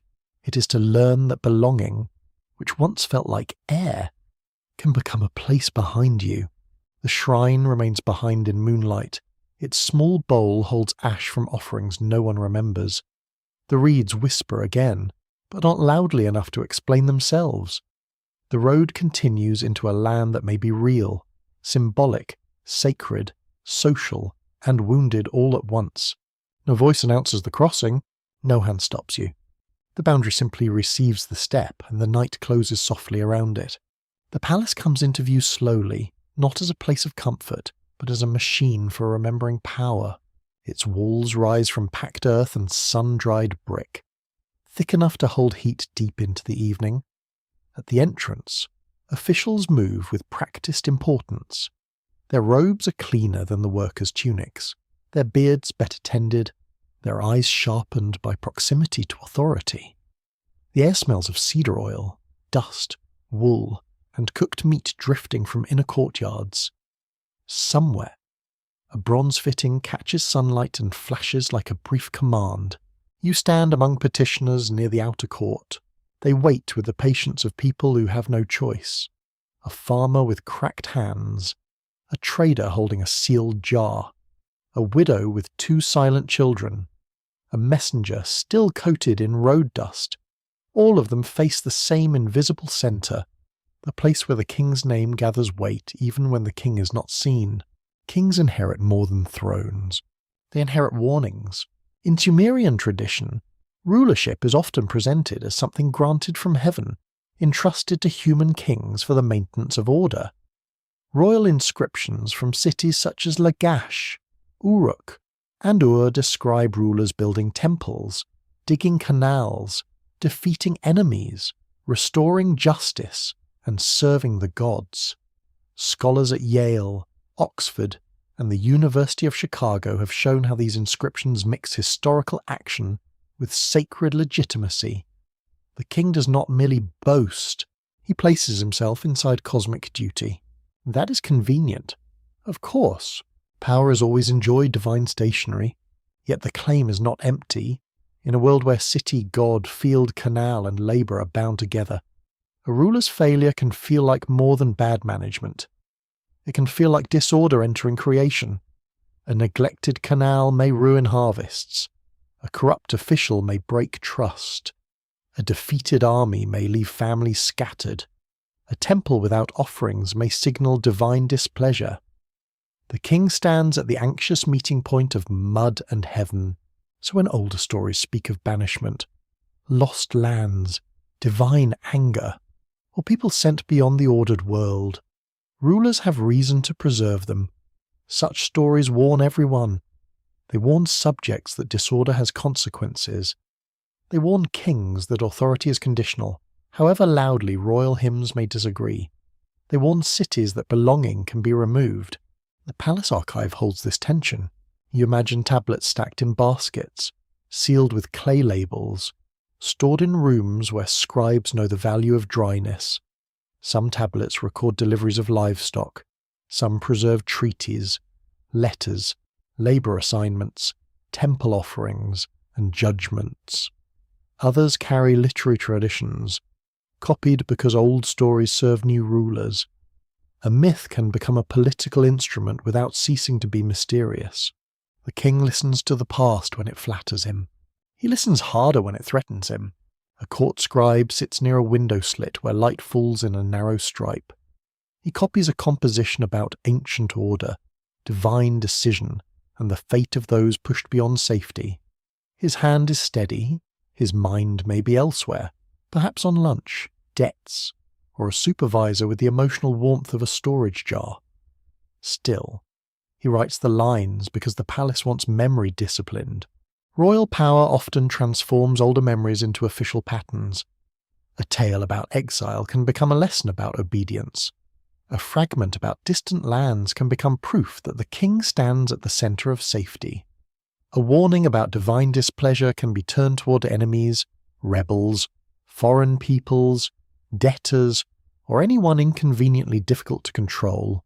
History is not always forged with lies. Sometimes it is shaped with emphasis. This is where the first exile land enters royal imagination. If there is a place where those outside order are sent, then the king can define himself as guardian of the centre. He is the canal digger, the temple builder, the judge at the gate, the restorer of boundaries, the shepherd of the people. Those who threaten the flock may be driven toward the margins. That image is old, persuasive, and a little too useful. A mainstream historical fact helps steady the scene. During the third dynasty of Mesopotamia, rulers developed a highly organized state system, with enormous administrative documentation covering labor, taxation, livestock, land, and rations. Studies from the University of Pennsylvania and other major research centers have made clear how royal administration reached deeply into everyday life. Kingship was not only ceremony, it was record-keeping on a heroic scale. Imagine being ruled by someone who can count your goats from 3 cities away. Ancient bureaucracy had long arms. You pass through a court where a carved figure of the king appears on a monument. He stands larger than other figures, as kings tend to do when artists value continued employment. His posture is calm. His garment falls in ordered lines. His hands may hold a basket for temple building, a weapon, or a symbol of authority. The image says that order flows through him. But monuments are nervous objects. They insist because they fear contradiction. A king who claims to restore justice probably knows injustice exists. A king who boasts of making canals flourish knows canals fail. A ruler who declares that enemies were crushed knows enemies return, or their children do. Royal certainty is often painted over uncertainty, like plaster over cracked brick.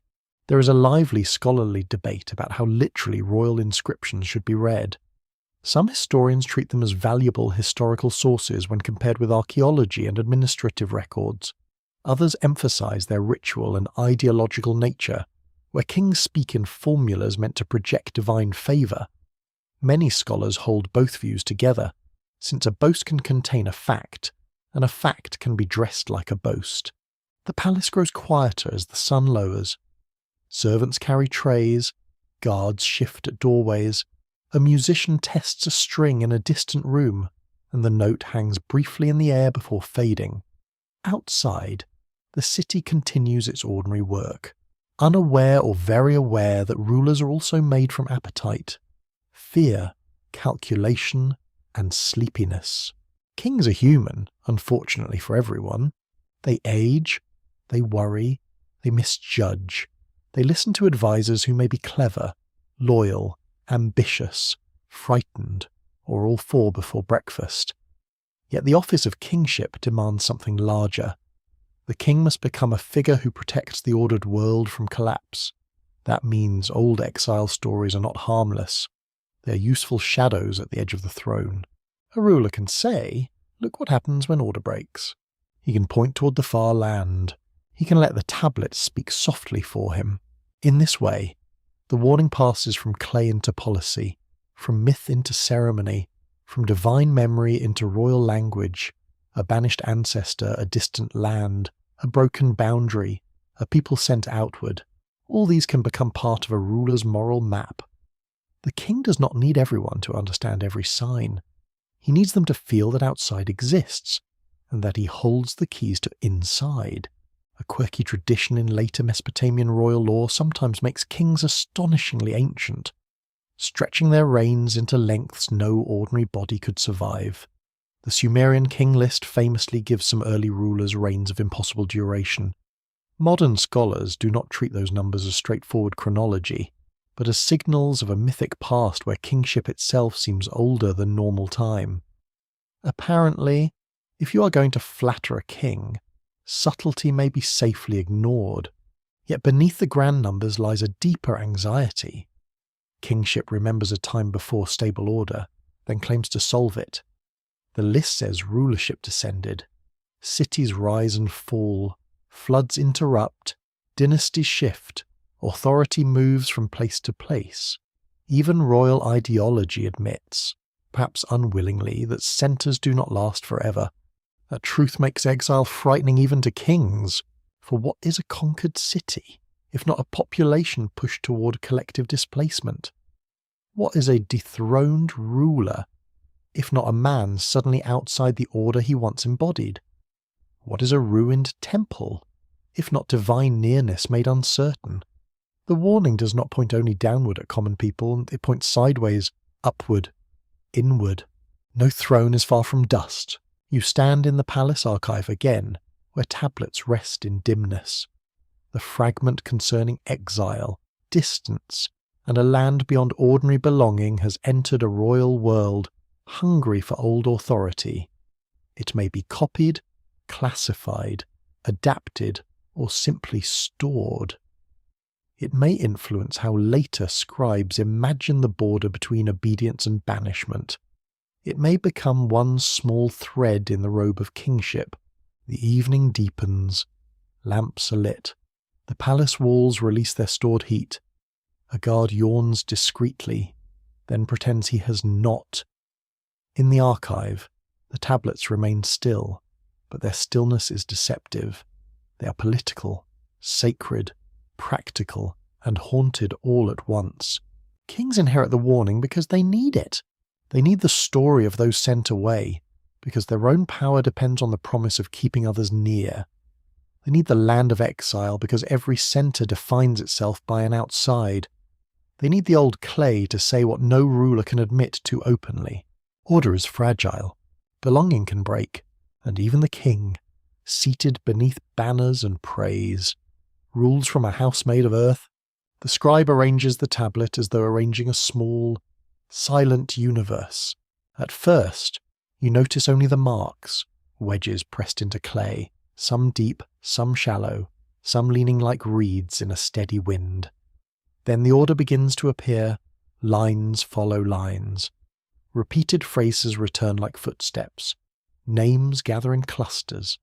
Numbers sit where numbers are meant to sit, calm and watchful, giving the old story a hidden frame.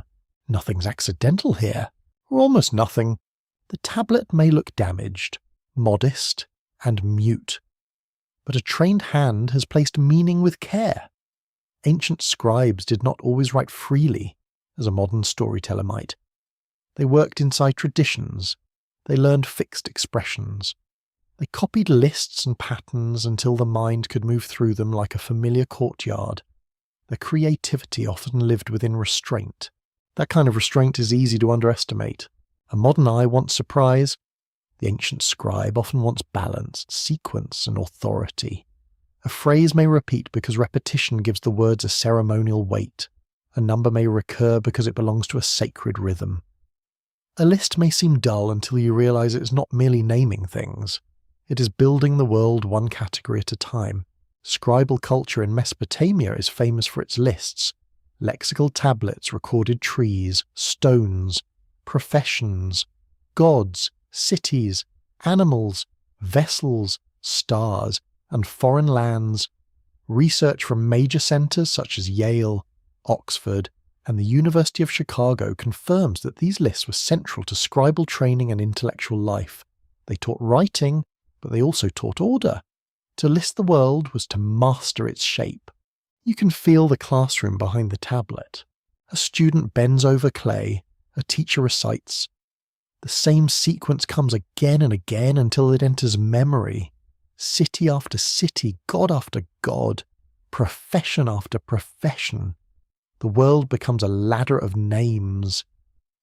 Even strange lands at the edge of human experience are pulled into the list, tamed slightly by being written. A land of exile, then, is not simply a dramatic location.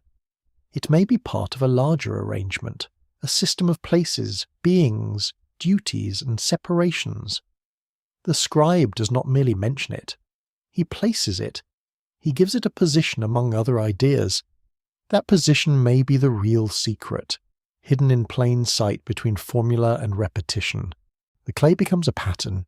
You lean closer and imagine the structure beneath the visible lines. Perhaps the text moves from divine command to human response. Perhaps it names a centre, then a boundary, then an outside. Perhaps it contrasts settled land with distant land, the known with the unmeasured, the appointed with the expelled. Even when signs are missing, The surviving rhythm can suggest that the story once unfolded according to a deliberate order. This is where damaged tablets become strangely musical. You may not hear every note, but you sense the tune. There is an active scholarly discussion about the role of formal structure in Sumerian literary compositions. Some specialists emphasize parallel phrases, repeated openings, balanced sections, and symbolic sequencing. Others warn against forcing patterns onto broken texts, especially when modern readers crave hidden designs. The careful path lies between wonder and discipline, which is less glamorous than wild guessing, but much kinder to the clay. Still, patterns do appear. Sumerian and later Mesopotamian texts often move through ordered groups. Gods gather in assemblies, cities appear in sequences, kings follow kings, floods divide eras, generations stretch backward into time that feels wider than ordinary memory. Creation itself can appear as arrangement, with each being assigned function and place. The old mind seems to ask, where does each thing belong? Exile answers with a terrible elegance. It says, some belong outside. That sentence is small, but it opens a deep chamber. To call someone an exile is not only to describe where they are, it is to describe where they are not in the household, not at the shrine, not under the proper roof, not inside the web of obligations that make a person legible. The scribe's arrangement may preserve this negative space, this absence turned into category. A quirky little detail from scribal life is that ancient school tablets sometimes contain model insults, arguments, and boasts. Students practice not only lists and hymns, but also sharp little exchanges that feel surprisingly alive. Apparently, even in the ancient tablet house, education included the noble art of sounding clever while being corrected. The thought softens the room. The scribe is not a ghostly machine. He is a person trained in patterns, perhaps bored by some of them, proud of others. He may know that a repeated phrase can calm the listener. He may know that a number can make memory easier. He may know that certain names must appear in a proper sequence because tradition requires it. He may not see the hidden system as hidden at all. To him, it is simply how the story stands. You notice how numbers haunt Mesopotamian thought. The base 60 system shaped mathematics, measurement, and time reckoning in ways still felt whenever an hour divides into 60 minutes. Mainstream historians of mathematics have long recognized the sophistication of Mesopotamian numerical culture. Clay tablets preserve calculations, tables, land measurements, and astronomical observations that reveal patient, technical intelligence. Numbers were not only practical, they could also feel cosmic. A counted world is a graspable world.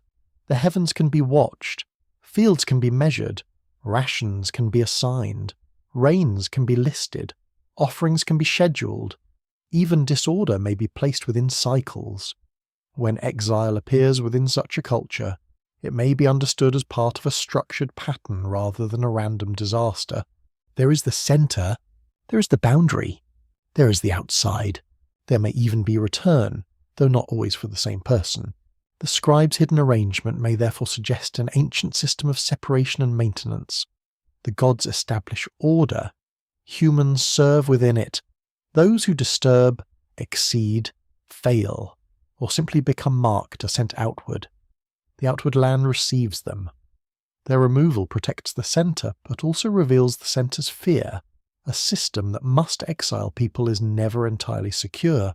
That is the quiet crack. You can build walls, count grain, list gods, and define borders, yet something always escapes the arrangement. A worker runs, a king fails, a river shifts, a city burns, a word breaks from a tablet. A person sent away survives and carries the story elsewhere. Order depends on exclusion, but exclusion creates new memory outside control. The scribe may not intend that thought. The clay permits it anyway. You sit in the dimness beside the tablet. A lamp burns low, and wax smoke thickens the air with a sweet, tired scent. The surface of the clay holds tiny shadows inside each wedge. Those shadows make the writing seem deeper than it is. You realize that the marks are not only signs, they are small absences created by pressure. Meaning appears where clay has been displaced. That is almost too fitting. A story of exile written through little acts of removal. Each wedge is a place where something was pushed aside, leaving form. Each line is arranged through pressure. The tablet itself becomes a quiet metaphor for the people it remembers. The exiled are pressed out of the centre, yet their absence shapes the story. The removed become visible through the mark they leave behind. Perhaps this is why the scribe structure matters so much. It gives exile a place in thought. Even when exile removes place from life, it turns suffering into sequence. It makes a wound teachable. It allows later hands to copy the pattern, not because they fully understand it, but because it feels ancient, balanced, and necessary. Outside, night deepens over the city. The canal reflects a narrow moon. Somewhere a door closes with a wooden sigh. The tablet remains still, but inside its stillness the old system waits. Names in order, lands in order, duties in order, boundaries in order, and at the edge of the arrangement, the place reserved for those who no longer fit. The scribe has not solved the mystery. He has arranged it.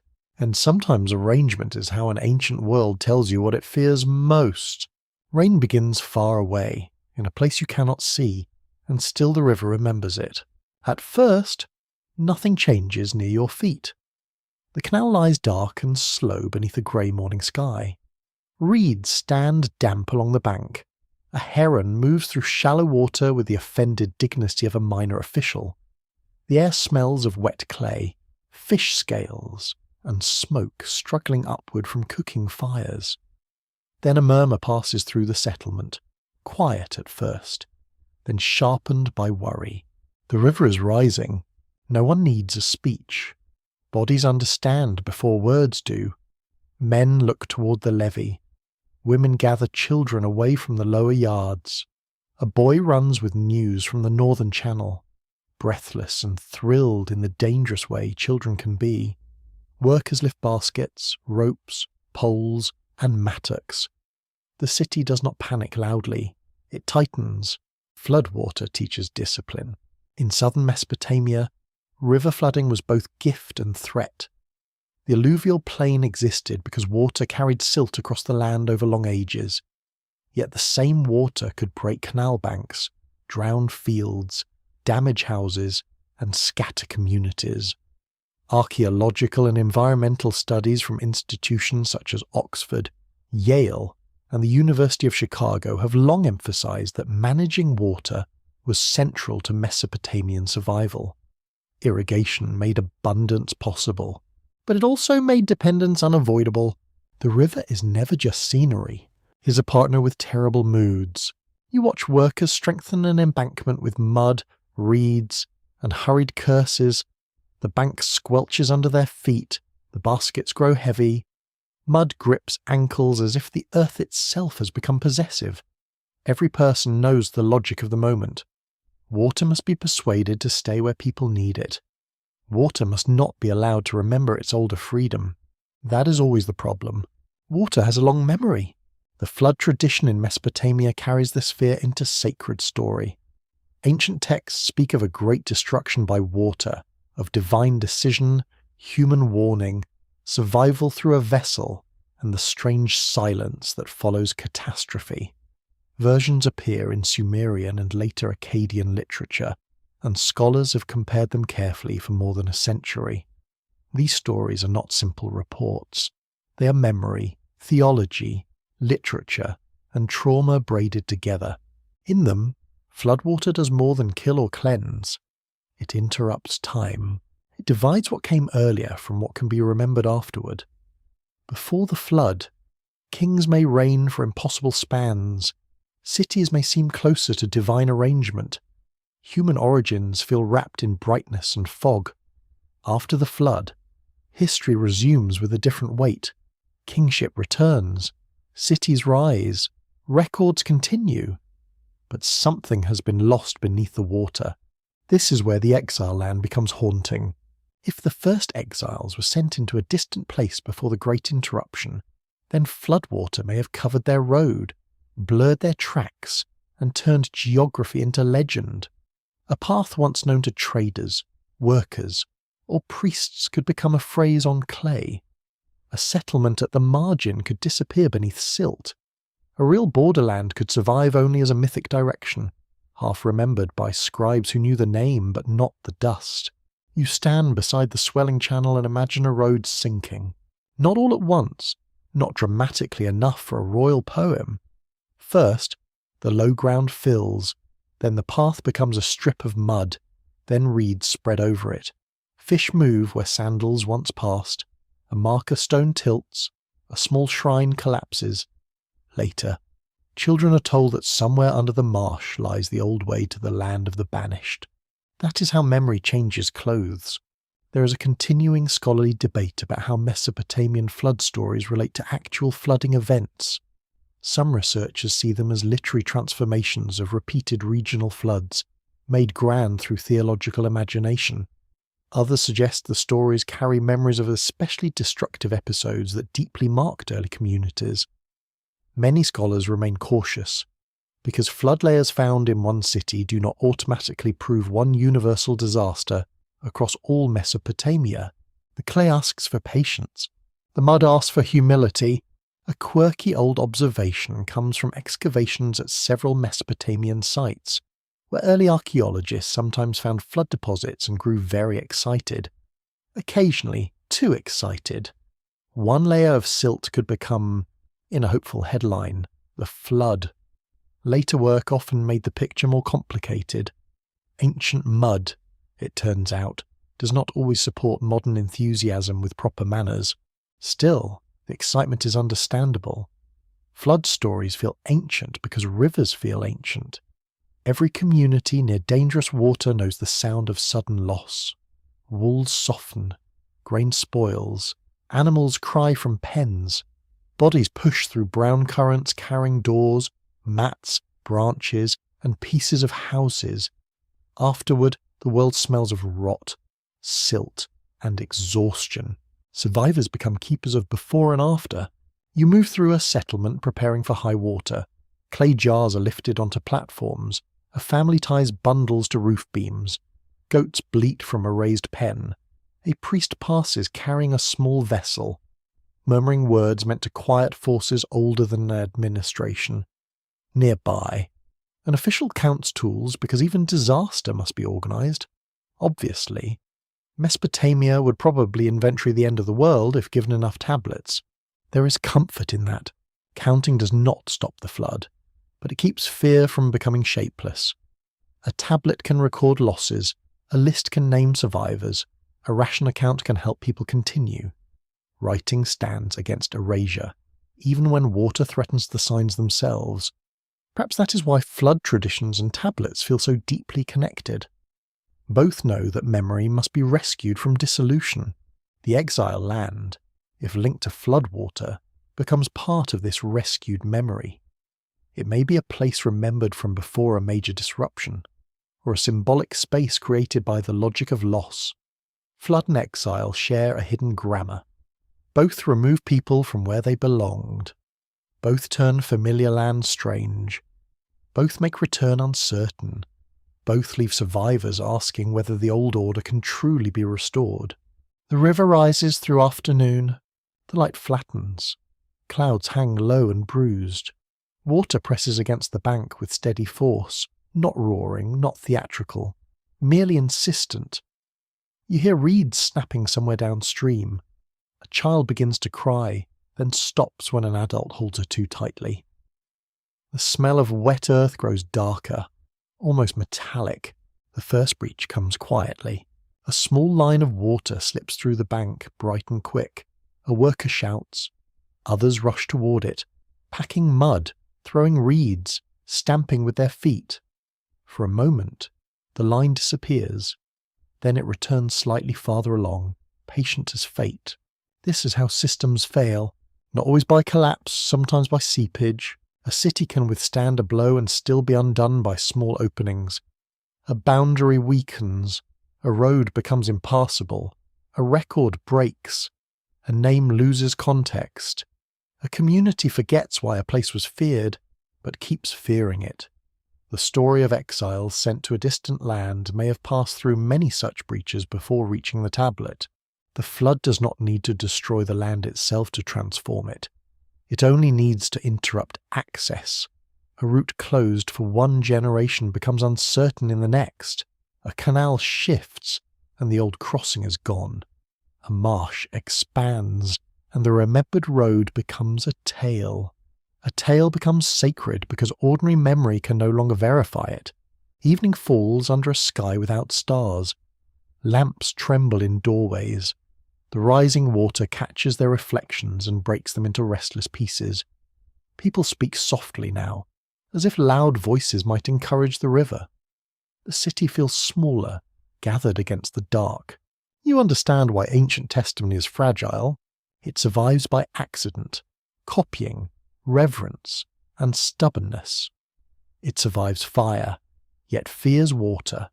It survives kings, yet may be broken by a spade. It survives because some hand wrote, another hand copied, another hand stored, and another hand, centuries later, chose not to throw the fragment away. The road to the exile land may be gone beneath silt, but the idea remains. Floodwater covers paths, yet it also leaves deposits. It buries, but burial can preserve. It erases footsteps, but it prepares the earth that later hands will dig. So the river rises, and the old world listens. Somewhere beneath the darkening water, a path may be disappearing. Somewhere inside the clay, its memory hardens. The first exiles walk farther into uncertainty, while floodwater gathers behind them like a curtain being drawn across time. And when the waters settle, the land will look familiar enough to deceive everyone. A stranger waits beyond the canal, where the road narrows into trampled dust and the city's noise begins to fall apart. You see him first as a shape beside a reed fence, sitting with knees drawn close, a bundle near his feet. His garment is stained by travel. His beard holds sand. His eyes follow the movement of people without settling on anyone for long. He is near enough to the city to smell its bread, but far enough to know the bread is not his. The canal lies between him and belonging. Water moves slowly through the channel, carrying bits of straw, leaves, and pale foam. On the far bank, workers lift baskets under the direction of an overseer. Their movements are tired but familiar. They know where to stand, whom to answer, when to stop, when to wait.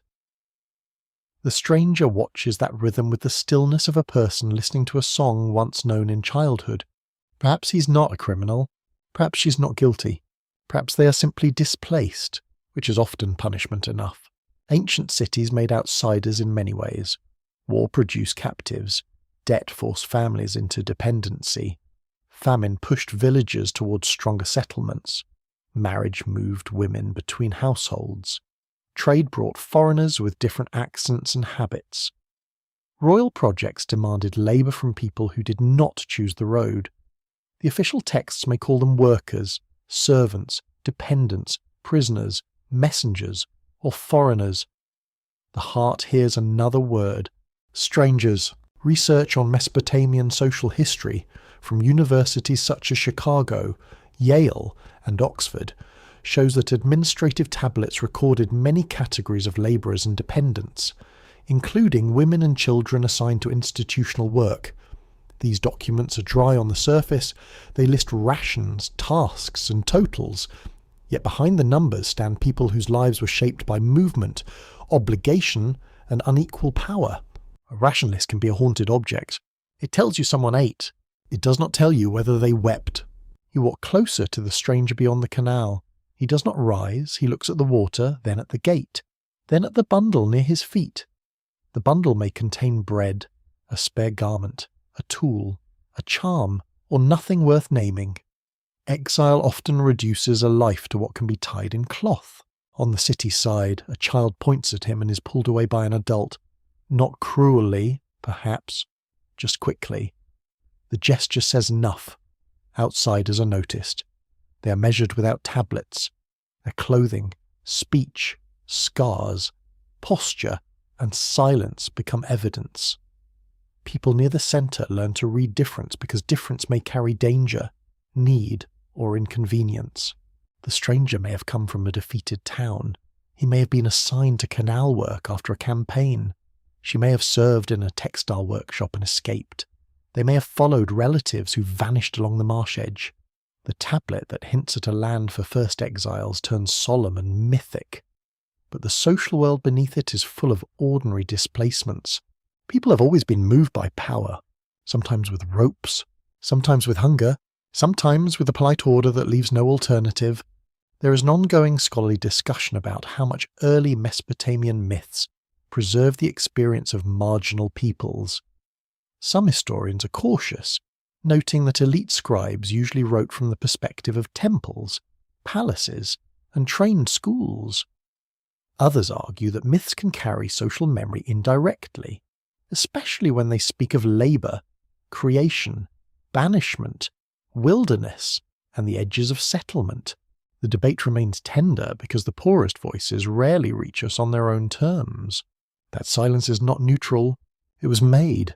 A clerk may record a woman as one unit of labour, but never note the song she sang while spinning wool. A tablet may count children in an institution, but not the way they whispered at night. A legal document may describe a runaway, but not the breathless fear behind the escape. History often opens the door only halfway, then pretends the room is empty. You sit near the canal bank. The mud is cool where shade touches it. A dragonfly glints above the water. The stranger's hands are cracked, with dirt gathered in the lines of the skin. These hands could build a wall, carry grain, mend a rope, bury a child, steal a loaf, or make an offering. Nothing about them belongs to legend. That is why they matter. The land of exile is not only a sacred distance, it is a social edge. Every ordered society creates places for those who do not fit its preferred story. Labour camps, frontier settlements, marsh refugees, debtor households, conquered districts, outlying pastures, temporary encampments near canals. The names change, the feeling does not. People inside the gates may imagine the outside as disorder, but the outside is full of lives arranging themselves under pressure. A quirky detail from Mesopotamian records is the surprisingly exact tracking of beer rations for workers. Beer was not a luxury in the modern sense. It was nourishment, payment, comfort, and perhaps a mild consolation for the fact that someone had written down your daily existence in barley terms. If the universe insists you move mud all day, beer becomes less of a party and more of a philosophical necessity. The stranger may once have received such rations. Now he waits near water he cannot claim. As evening approaches, women return from washing vessels near the canal. They speak softly, and their bracelets make small sounds against clay jars. A man drives two thin cattle along the bank. The animals lower their heads toward the water, and he pulls them back with irritated tenderness. Across the channel, the overseer dismisses the work group. Bodies straighten slowly, as if remembering their own height. The stranger watches them leave. For a moment, no one watches him. That small privacy feels merciful. You realise that exile can create a second kind of invisibility.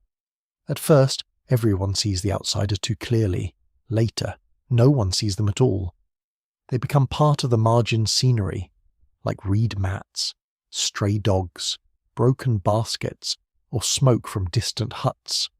The pain of being stared at gives way to the pain of being uncounted. Yet uncounted people still shape history. They carry languages across borders. They spread songs, tools, rumours, recipes, diseases, and gods. They marry into new communities. They teach children old place names. They remember roads officials would rather forget. The land beyond the canal may receive the rejected, but it also becomes a storehouse of mixed memory. Exile wounds culture, then unexpectedly creates it.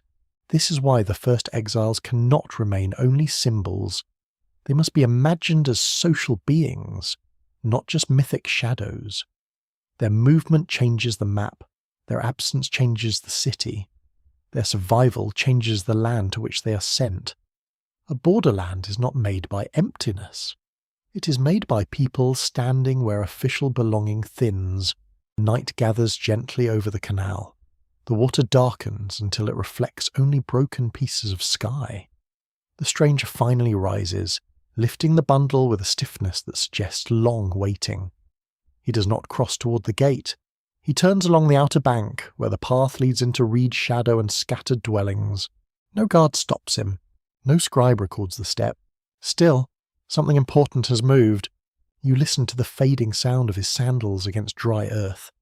It is small, almost lost beneath frogs and night insects. Yet inside that sound lives the hidden population of ancient history, the servants, migrants, prisoners, debtors, widows, orphans, captives, and wanderers who made the edges human. The canal keeps flowing between the counted and the uncounted, and somewhere beyond it, the land of exile fills slowly with lives that official memory could not hold. The story begins to echo in neighbouring lands, not loudly, but with the soft persistence of water finding another channel.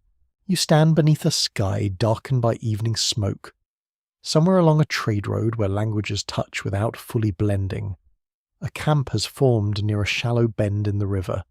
Donkeys stand tethered in a loose line. Their packs are stacked nearby, smelling of leather, wool, oil, and long travel. Men speak around small fires. A woman mends a strap by lamplight. A child sleeps against a folded cloak. One hand still curled around a crust of bread. The road is never silent. Even when no cart moves, it carries memory. Stories travel this way. They pass with merchants, captives, scribes, brides, soldiers, interpreters, and wandering labourers. A name heard in one city becomes altered in another. A divine figure gains a new title. A flood becomes larger. A garden moves direction. A land of banishment receives different borders, different guardians, different sorrow. Ancient Mesopotamia did not live inside a sealed jar. Its texts, images, technologies, and myths interacted with those of Syria, Anatolia, the Levant, Elam, and later empires that inherited or reworked older traditions. Mainstream research from institutions such as Yale, Harvard, Oxford, and the University of Chicago confirms that cultural exchange across the ancient Near East was deep, continuous, and complex. Clay tablets crossed political lines more easily than pride admits. A story can be conquered, a story can also conquer back.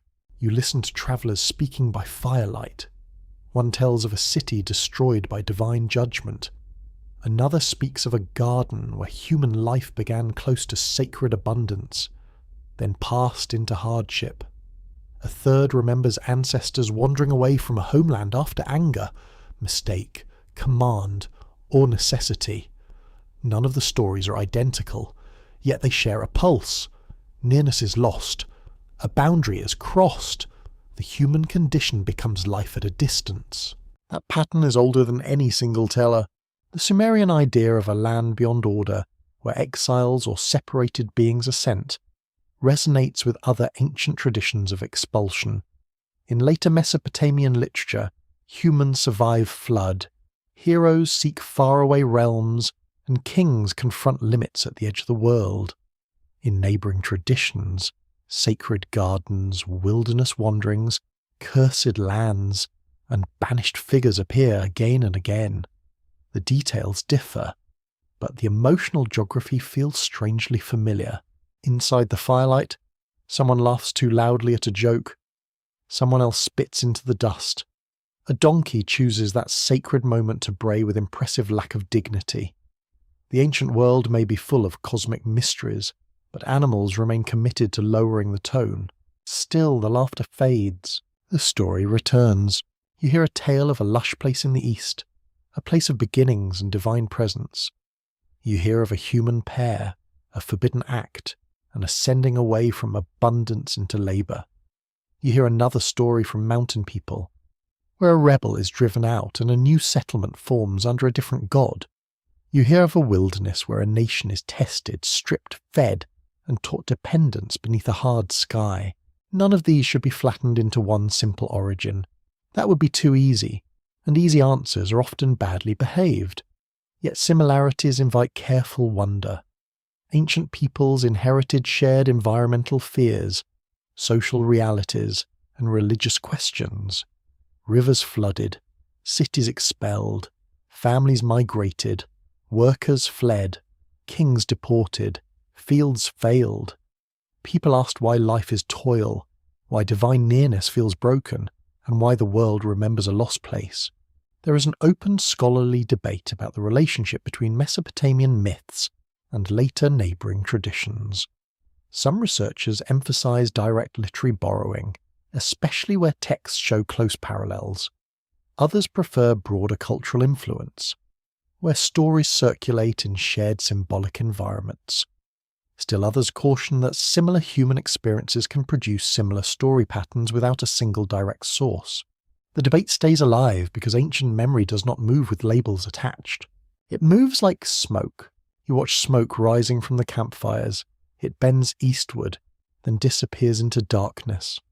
The smell of burning tamarisk wood mingles with sweat, wool, and cooked lentils. The road has gathered people who do not belong permanently to this place. That makes them good carriers of tales. A settled community keeps stories in walls. Travellers keep stories in mouths. The land of exile becomes more mysterious once it is compared with these neighbouring echoes. It may have begun as a Sumerian phrase, a remembered margin, a sacred frontier, or a mythic region. Yet when similar images appear elsewhere, the exile land becomes part of a wider human grammar.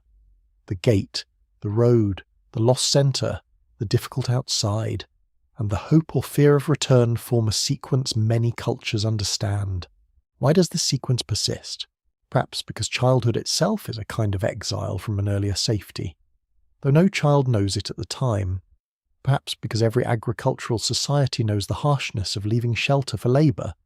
Perhaps because cities depend on excluding some people, then invent stories to explain the wound. Perhaps because human beings feel out in their quieter hours that they live east of something they cannot name.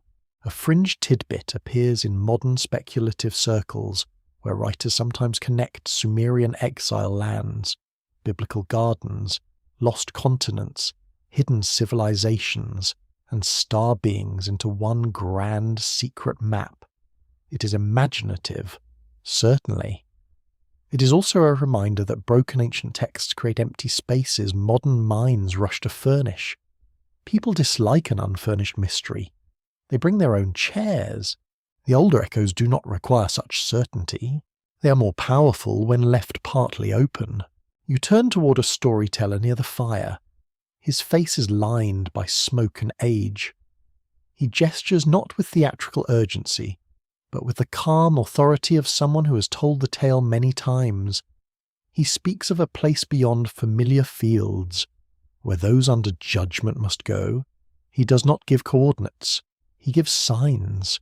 A river crossed at dusk, a tree that leans away from the wind, a road where no household fire can be seen, a silence after the last blessing. The listeners know enough. They do not need a map because they know exile from life. Someone in the camp has left a home because debts became teeth. Someone has lost kin to war. Someone has married into a language that still feels cold in the mouth. Someone has been ordered to travel by a ruler who will never learn their name. The story lands because it does not float above reality. It rests heavily upon it. Ancient myths are often best understood not as puzzles to solve, but as vessels carrying repeated human experience. A tablet may name gods, distant lands, and primeval events, while also preserving the ache of migration, punishment, and separation. Neighbouring myths do the same in their own accents. They turn social wounds into sacred geography, so the wound can be spoken without being entirely exposed. The fire burns lower, shadows enlarge around the camp, the river beyond the bank makes a steady sound, black beneath the stars. Someone begins a song from a far city, and another person joins with words slightly different from his own memory. They both continue anyway. The mismatch becomes harmony. This is how traditions meet. Not perfectly, not cleanly, but with enough shared longing to continue. The Sumerian exile land, when heard among neighbouring stories, no longer feels isolated. It becomes one chamber in a larger house of ancient thought.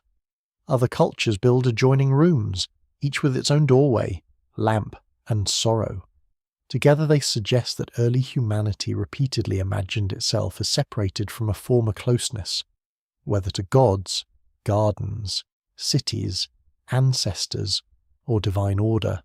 You sit beside the fading fire and feel the old pattern settle into quiet. A centre is remembered. A mistake, command, disaster, or judgment intervenes. A road opens. The exiles go out. Different peoples tell it differently, because different peoples suffer in their own weather. Yet the outline remains, moving from clay to campfire, from river city to hill settlement, from temple archive to family memory. The land where the first exiles were sent may have many names, or no name that survived whole. Its deepest shape may be the echo itself. The night grows soft around the travellers, the donkeys sleep, the fires become red eyes in ash. Somewhere beyond the darkness lie other roads, other cities, other tongues, and other versions of the same ancient departure. And the echo continues, as if the first exile has never stopped walking. The tablet lies before you like a map that has forgotten how to be a map. Its surface is not wide. It does not show rivers drawn in lines, mountains raised in little shapes, or roads crawling between named towns. It gives no scale. It offers no neat border, no painted sea, no helpful mark saying that here, at last, the exile land begins. Instead, it holds wedges, breaks, omissions, and a few surviving signs that seem to point outward with the patience of old clay. You look at it under museum light. The room is cool, almost too clean after all that imagined dust. Glass separates your breath from the object. A small label gives a number, a period, a language, perhaps a provenance that is less certain than the label's calm tone suggests. Behind you, visitors pass softly, their shoes making small sounds on polished floors. Someone leans close, frowns briefly, then moves on to something shinier. The tablet does not mind. It has outweighted brighter things. Archaeology often begins with fragments that refuse to become complete. A potsherd, a seal impression, a broken wall, a line of ash, a tablet missing its corner. Each fragment belongs to a world, but the world does not return simply because the fragment is found. Scholars must compare, measure, date, translate, and doubt. Doubt is not weakness here. It is one of the tools. Mainstream archaeology confirms that Mesopotamian tablets were found in many different contexts, including libraries, temple archives, schoolrooms, private houses, and administrative buildings. Research from institutions such as the University of Pennsylvania, Chicago, Oxford, and Yale has shown that context can change interpretation dramatically. A myth found in a school exercise may have served teaching. A similar text in a temple archive may carry ritual prestige. The same words can stand in different rooms and cast different shadows. That is inconvenient. History enjoys being inconvenient. The tablet as a broken map asks a question that cannot be answered by confidence alone. Was the land of exile a real place, known to ancient travellers and later wrapped in sacred meaning? Was it a symbolic zone, invented to describe separation from divine and civic order? Was it both, a real margin slowly enlarged by memory until it became more than itself? You hold these possibilities without forcing them to fight too soon. A real place could lie behind the signs. Southern Mesopotamia was bordered by marshes, deserts, highlands, river routes, and distant trading regions. People knew territories where city authority faded and other forms of life took over. Exiles, runaways, captives, and frontier workers could have moved into those spaces.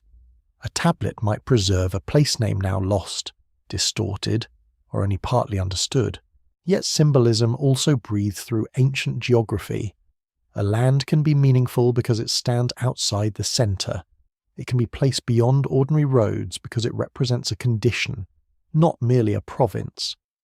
In sacred storytelling, east, west, mountain, marsh, and desert can all become moral directions. They are not false because they are symbolic. They are symbolic because they feel true. There is a careful scholarly debate about identifying ancient place names in damaged Sumerian and Akkadian texts. Some researchers use philology, archaeology, and geography to propose real locations. Others warn that literary place names can drift, especially when copied across centuries by scribes who may no longer know the original landscape. The debate remains open because a single broken sign may tempt the imagination more strongly than the evidence allows. You can almost hear the tablet sigh. Not everything named can be located. A quirky thread in the history of discovery is how early explorers sometimes read the ruins through the hopes of their own age. They searched for biblical confirmation, lost cities, royal treasure, and dramatic proof. Sometimes their instincts led to extraordinary discoveries. Sometimes they made charmingly bold errors with the confidence of men wearing impressive hats. The past survived them too. Modern archaeology moves more slowly or tries to. It studies soil layers, pottery types, carbon samples, settlement patterns, ancient plant remains, and the chemistry of objects. It asks what people ate, how they worked, where they stored grain, how their houses changed, and which routes connected them to other regions. The great mystery of exile must pass through these humble gates. A land of first exiles, if historical, would leave traces of movement, not perhaps a sign reading "banished people lived here," because the ancient world rarely labels its heartbreak so neatly. But there might be shifts in settlement, foreign pottery, unusual burial customs, labour records, route markers, or place names surviving in later copies. Evidence may be small. It may sit unnoticed in an excavation report, wearing the plain clothing of data. You imagine an archaeologist kneeling in heat, brushing soil from a line of bricks. Sweat runs down the side of her face. The earth smells mineral and dry. A student calls from a trench nearby. A small object has appeared. Perhaps a seal impression. Perhaps a tablet fragment. Perhaps only a stone that has briefly enjoyed celebrity. Everyone leans closer. The past is generous enough to be found, but not polite enough to explain itself immediately. This is the discipline of the broken map. It asks you to resist two temptations. One temptation is to reduce everything to plain geography, draining the old words of their sacred unease. The other is to fly too quickly into fantasy, ignoring mud, labour, roads, and human bodies. The tablet sits between these errors, quiet as a judge with excellent patience. You look again at the damaged lines. The missing portions do not feel empty now. They feel like unexcavated rooms.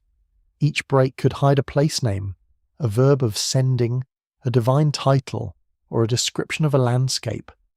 Perhaps a scribe once knew exactly where the exiles went.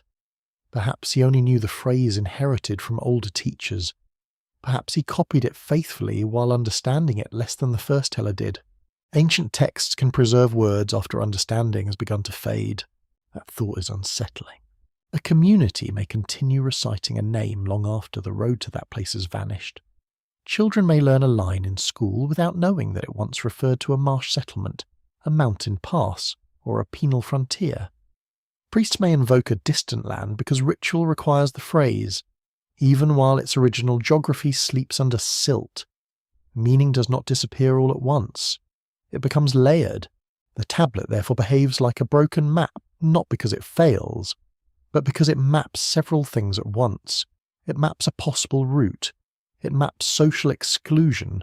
It maps sacred distance. It maps the mind of scribes who preserved what they inherited. It maps the modern scholar's uncertainty. It even maps your own desire to know where the first exiles went. Desire is part of the evidence too, though a dangerous part. You want the land to be findable. You want an answer with coordinates. You want to stand there and say, here. But the ancient world often gives a softer, more difficult gift. It lets you stand at the edge of the knowledge and notice how much meaning gathers there. A real place may lie behind the tablet, but the wound is larger than the place. A symbolic land may be intended, but symbols are built from real fear, real roads, real people, and real removals. The glass case reflects your face faintly over the clay. For a moment, your modern features hover above the ancient signs, as if you too are being written into the question. You're not outside the mystery. No listener ever is. Every human life knows some border between belonging and removal. Even when the border is quiet and private, the tablet remains still beneath the light. It does not choose between map and myth. It allows both to remain, like two rivers meeting in brown water. One carries geography, trade, and settlement. The other carries punishment, memory, and divine distance. Where they join, the exile land appears not clearly enough to possess, but clearly enough to feel, and perhaps that is why the broken map still works. It does not show you the road in full, it teaches you what it means to search. You imagine the first exiles speaking softly, because loud voices would waste strength. They are not statues in a temple court, not royal enemies carved beneath a conqueror's feet, not neat figures placed in a scribe's old composition. They are tired people under a widening sky. Their sandals are worn thin. Their water skins hang against their hips with a discouraging lightness. Dust has settled into their hair, and the evening wind moves through their garments as if searching for warmth. No one looks mythical when hungry. A woman walks with a child against her shoulder, the child's face pressed into her neck. A man carries a bundle of tools wrapped in cloth. An older figure leans on a staff polished by long use, pausing often but refusing help with the stubborn dignity of someone who has survived many smaller humiliations. Another traveller keeps glancing behind them, not because the city remains visible, but because the body expects a world to return if watched long enough. It does not return. The road lies ahead in a pale strip between low shrubs. The air smells of salt dust, dry grass, and animal sweat. Somewhere to the left, hidden water glimmers under reeds. Somewhere to the right, the land opens into a hard plain where stones hold the last heat of the sun. Their shadows lengthen across the ground, thin and uncertain, as if even shadows are unsure where they belong. In official memory, displaced people often appear as categories: captives, dependents, labourers, foreigners, runaways, exiles. Yet social history reminds you that every category contains breath, habit, and private memory. Research from major universities such as Chicago, Yale, and Oxford has shown how cuneiform documents preserve enormous detail about workers and dependents, but very little of their inner voices. The result is both precious and painful. You see the system clearly, while the person remains partly turned away, so you listen into the silence. One exile might remember the cool interior of a house at midday, when the door was half closed and dust floated in a shaft of light. Another might remember grinding grain before sunrise, annoyed by the sound, never suspecting annoyance could become homesickness. One remembers a brother's laugh. One remembers a debt seal pressed into clay. One remembers the smell of a festival meal. One remembers nothing but the face of the official who gave the command. The mind preserves strange things, not the grand speech, the chipped cup, the creaking hinge, the shadow of a palm across a wall. They walk until evening thickens. The child wakes and asks for water. No one answers quickly. The question hangs among them, small and enormous. At last, someone loosens a stopper and shares what remains. The gesture is practical, but it has the weight of ritual. In exile, kindness becomes a law no king has written. A mainstream fact from ancient Mesopotamian life steadies this imagined scene. Water acts as shaped nearly every journey across the plains, marshes, and steppe margins. Archaeologists and environmental historians have long emphasized that settlement patterns followed canals, river branches, wells, springs, and seasonal routes. To be sent beyond a familiar water network was to face a danger both ordinary and absolute. Thirst has no interest in theology. There is a little cruelty in how simple survival becomes. Find water, find shade, keep moving, keep the child alive and keep the old one upright, keep the bundle dry, keep fear from spreading too quickly through the group. The gods may have great plans. The body has immediate requests. The travellers reach a hollow where scrub grows thicker. Someone gathers dry stems for a small fire. Someone else checks the ground for tracks. The flames rise reluctantly, then settle into red breathing. Smoke leans sideways, smelling bitter and thin. Around the fire, faces appear and disappear in the light. The exiles do not speak of destiny. Not yet. They speak of feet, food, and whether the wind means weather. This is how great myths may begin at the human level, not as thunder, as complaint, as memory, as the first frightened joke after disaster. One traveller says the city will miss their labour soon enough. Another gives a tired laugh. Someone mutters that the city has many backs to bend. The humour is dry, but it works for a moment. Gentle sarcasm is older than empire. Thankfully, even under exile, people remain stubbornly human, which must have been very inconvenient for those who prefer them as symbols. A quirky fringe tradition imagines the first exiles carrying secret knowledge into distant lands, teaching hidden arts to frontier peoples or founding forgotten settlements under strange stars. There is no firm evidence for such grand claims in the form of modern speculation often prefers, yet the smaller possibility is more interesting. Displaced people truly do carry skills. A potter carries firing knowledge. A canal worker carries experience with water. A singer carries melodies. A mother carries recipes, warnings, and names. Exile can scatter knowledge like seed. Some seeds fail. Some take root in unlikely soil. You listen as the older figure near the fire begins naming places. Not in a formal list, but as memory. A canal bend where fish were plentiful. A shrine where travellers left oil. A market stall with blue beads. A roof where children slept during hot nights. The names are spoken slowly, as if placing stones along an invisible path. The younger ones listen, even those pretending not to. They need the old geography, though it no longer protects them. This is one way a lost land is formed. The exiles do not simply enter it. They make it by carrying elsewhere inside themselves. Every new hill is compared with the old wall. Every unfamiliar water taste is measured against the old canal. Every stranger's face is judged by the memory of neighbours. The land of exile becomes layered with absence. There is an open, scholarly debate about how far historians can responsibly reconstruct the emotions of ancient displaced people. Some scholars caution that modern empathy can overreach, filling silence with our own assumptions. Others argue that human experience, when grounded in evidence about labour, law, family, and environment, can be cautiously imagined. The wisest approach moves slowly, neither freezing ancient people into documents nor turning them into modern actors wearing clay dust. So you do not claim to know them completely, you sit near them in the dark. That is enough for now. The stars sharpen overhead. Without city smoke, they appear almost crowded, cold and brilliant. The exiles look up, and the sky does not look different from the sky above home. That may comfort them. It may also hurt. The same stars shine over the people who sent them away, over the gate, over the temple roof, over the sleeping rooms where their names may already be spoken less often. A young man rises and walks a little beyond the fire.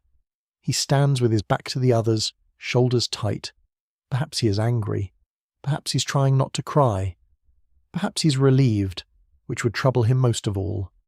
Exile is rarely one emotion. It is shame. Fear, grief, resentment, hope, and exhaustion mix together so thoroughly that no single word behaves well. Nearby, the child finally sleeps. The woman holding him lowers her face to his hair. Her eyes remain open. The old figure's breathing grows heavy. The fire settles into ash. Around them, insects sing from the low brush, and some unseen animal moves with careful steps beyond the light. The land is listening, or seems to be. By morning, the exiles will rise and continue. They may find a marsh village, a work camp, a trader's outpost, a hostile clan, or empty ground. They may die unnamed. They may live and become ancestors. They may carry the wound so long that their children inherit it as a story rather than a memory. Eventually, a scribe may write a phrase about a distant land where the first exiles were sent, and the living faces will vanish behind the sacred shape. But here, beside the low fire, they are not vanished. They are present. They speak softly because the night is wide, and because every word must cross the distance between what was taken and what remains. The tablet may preserve them as a mystery, but the road knows them as feet, breath, thirst, and stubborn life. The first exiles do not explain history. They endure it. Beneath the story, another shape begins to appear, quiet as a canal seen from far above. At ground level, everything feels separate. A city gate, a road, a command, a group of tired people walking into the dusk, a tablet with broken signs, a name for a land that refuses to stand still. Yet when you rise in thought, gently, without leaving the slow warmth of the earth, those pieces begin to connect. There is a system beneath the sorrow, not a machine with iron teeth, not a secret chart hidden under a temple floor. Something older and softer, made from repeated patterns in the way ancient people imagined existence. Creation, assignment, disturbance, removal, labour, memory, return. Perhaps, though never simply, the pattern does not announce itself. It breathes under the clay. You stand beside a canal at dawn, watching water move through a channel dug by many hands. The surface is pale, carrying bits of reed and straw. On one side, fields wait for irrigation. On the other, the land dries into cracked patches where last season's stubble still scratches the air. The canal is not natural in the simplest sense, but it is not separate from nature either. It is human order inside river force. That is the first pattern. The world is not given once and left alone. It must be maintained. Mainstream scholarship on ancient Mesopotamian society confirms that maintenance was central to life in the region. Archaeologists and historians from institutions such as Yale, Oxford, Chicago, and Pennsylvania have shown how canals, fields, temples, and cities required repeated labour across generations. Civilization here was not a finished monument. It was a daily negotiation with water, salt, silt, hunger, and authority. This fact changes how you hear the myths. Creation is not a single bright beginning. It is an ongoing burden. The gods arrange the world, but arrangements fray. Humans are made, but humans must work. Cities rise, but cities crack. Kings rule, but kings fail. Rivers nourish, but rivers wander. Every order contains the possibility of disorder returning with wet feet and poor timing. Nature is persistent, also, frankly, a little dramatic. In Sumerian thought, creation often involves bringing things into their proper places. A god receives a domain, a city receives a patron, a ruler receives a charge, humans receive duties, fields receive water, offerings reach temples. Names bind beings into a meaningful structure. The system is relational. Nothing exists alone, at least not safely. Exile is what happens when relation breaks. A person can still have a body. A group can still breathe, walk, eat, and remember. Yet if they are removed from household and city, shrine, task, and recognized name, something essential has shifted. The body remains, but its position in the system has changed. The exile is not outside existence. The exile is outside the arrangement that once made existence legible. You watch workers open a small gate in the canal bank. Water slips into a field with a low rush, spreading through narrow channels between raised beds. The first strips of soil darken. Seeds hidden below begin their silent work. It looks peaceful, but only because many people know where the water should go. Unmanaged abundance can destroy. So can unmanaged people, according to anxious rulers. That is where the system becomes uncomfortable. The same logic that organizes fields can be used to organize bodies. The same desire for proper channels can justify removal, punishment, labor control, and exclusion. Ancient order is beautiful when it keeps hunger away. It is colder when it decides who belongs beyond the boundary. There is an active scholarly debate about how Mesopotamian myths reflect social hierarchy. Some researchers read creation and labor stories as religious explanations for real systems of work and authority. Others stress their poetic and theological questions about divine need, human mortality, and the burden of existence. Many scholars now hold these readings together because a myth can comfort one listener and discipline another at the same time. The canal keeps moving. It does not take sides. Another pattern rises from the old stories. Creation is followed by noise, strain, or disturbance. In several Mesopotamian traditions, humans exist in relation to divine irritation, divine need, or divine planning. Life begins, then becomes troublesome. Gods complain. Assemblies meet. Decisions are made. Floods may come. Boundaries may be set. Certain beings are sent away, marked, punished, or assigned to harsh spaces. The universe behaves almost like a household under pressure. Someone must cook. Someone must carry water. Someone must stop the roof from leaking. Someone must deal with the person causing trouble near the doorway. Scale it upward. Add gods, kings, and cosmic dread, and suddenly you have theology. Ancient people understood divine order through the social realities they knew best. That is not a weakness in the myth. It is its power. The hidden system may therefore be built from ordinary experience enlarged until it touches heaven. A household expels a dangerous member. A city banishes a criminal. A king deportees enemies. A temple assigns workers to distant estates. A flood drives families from low ground. The myth gathers these experiences and places them at the beginning of things. The first exile becomes the pattern behind every later removal. A quirky strand of modern interpretation treats the Sumerian system as a kind of ancient cosmic code, with numbered gods, hidden cycles, and secret planetary meanings arranged like a puzzle box. Much of this wanders far beyond evidence, usually with great confidence and suspiciously tidy diagrams. Still, the attraction is understandable. Mesopotamian texts do love lists, ranks, divine assemblies, cycles, and ordered names. They invite pattern seeking, then punish the careless. The better mystery is slower. You do not need to force a code onto the clay. The code is already human. Create order, assign work, fear disruption, move danger outward.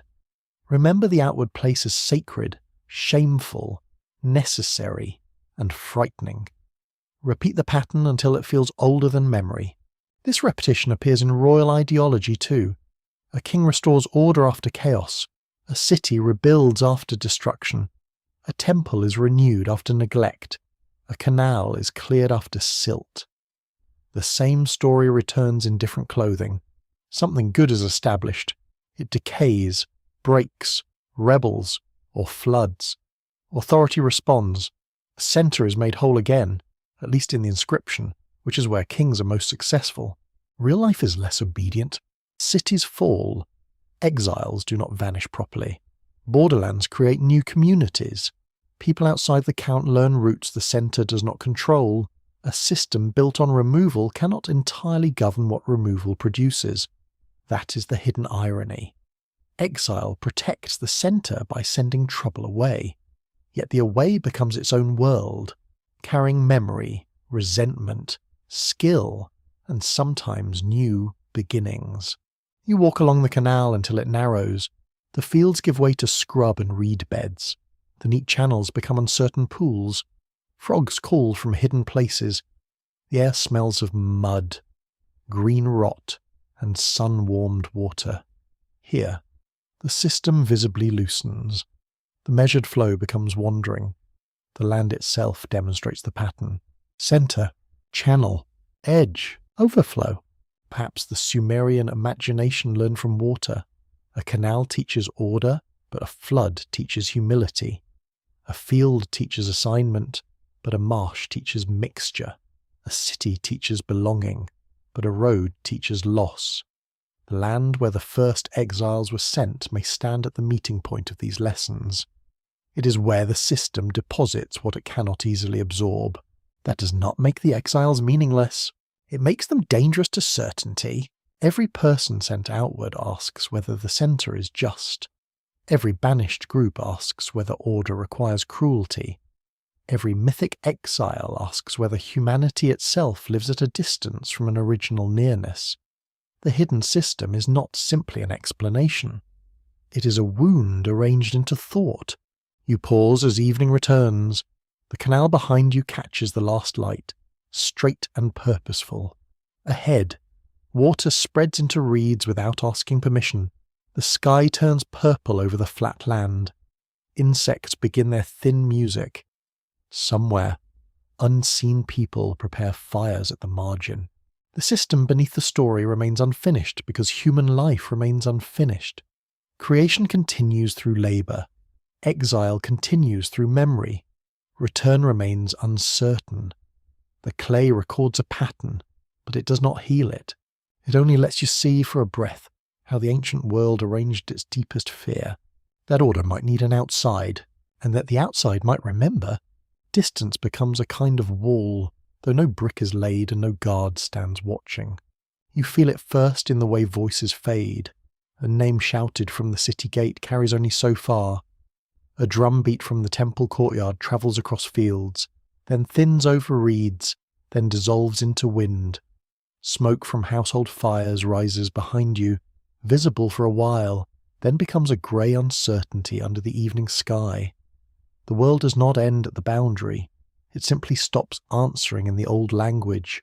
That is why the land had to remain distant, not because distant places are always empty or cursed. They are not. Marsh dwellers fish there. Herders cross the steppe. Traders move between wells. Soldiers camp under uneasy stars. Families build huts, plant small gardens, make jokes, lose tools, scold children, and sleep. The far land is full of life. Yet for the city imagination, its distance performs a sacred task. It protects the mystery from becoming too ordinary. A place that can be visited casually loses some of its power. A place beyond easy return keeps its shadow. You walk along a track at dusk, where salt glitters faintly on the dry ground. The air smells of dust, bitter plants, and distant water hidden somewhere among reeds. Your skin feels the cooling wind rise from the low places. Behind you, the settled world grows smaller. Ahead, the horizon seems open but not welcoming, a pale line that withholds its opinion. In ancient Mesopotamia, distance was never merely physical. It could measure power, danger, holiness, and memory. Mainstream studies from institutions such as Oxford, Yale, and the University of Chicago have shown that geography shaped political control, trade, military campaigns, and religious imagination. The farther one moved from the administrative centre, the more uncertain control became. Tablets could count people well inside a system. Beyond that, numbers grew tired. The land of exile had to remain distant because order needed an outside it could name, but not fully possess. If the outside were too close, it might become another district. If too familiar, another village. If too clearly mapped, another taxable problem, which is how bureaucracy shows affection. Sacred fear requires some room to breathe. Distance lets the imagination work. The tablet's few signs, broken and stubborn, point towards such a distance. They do not invite a comfortable visit. They do not say the road is pleasant, the wells reliable, the local bread acceptable, and the neighbours mostly harmless. They preserve a place where separation remains active. The exile land matters because it is not fully folded back into daily use. It remains just beyond the hand. This distance protects divine order too. A god city is a centre of relation, where offerings, rituals, names, statues, festivals, and duties gather. To send someone away is to remove them from these roots of nearness. If the exile land were too easily absorbed, the punishment would soften into relocation. But when the place remains far, it confirms the seriousness of separation. You notice a small camp beneath thorn trees. A few people sit around a low fire. Their animals are tethered nearby, dark humps in the fading light. The smell of smoke reaches you thinly.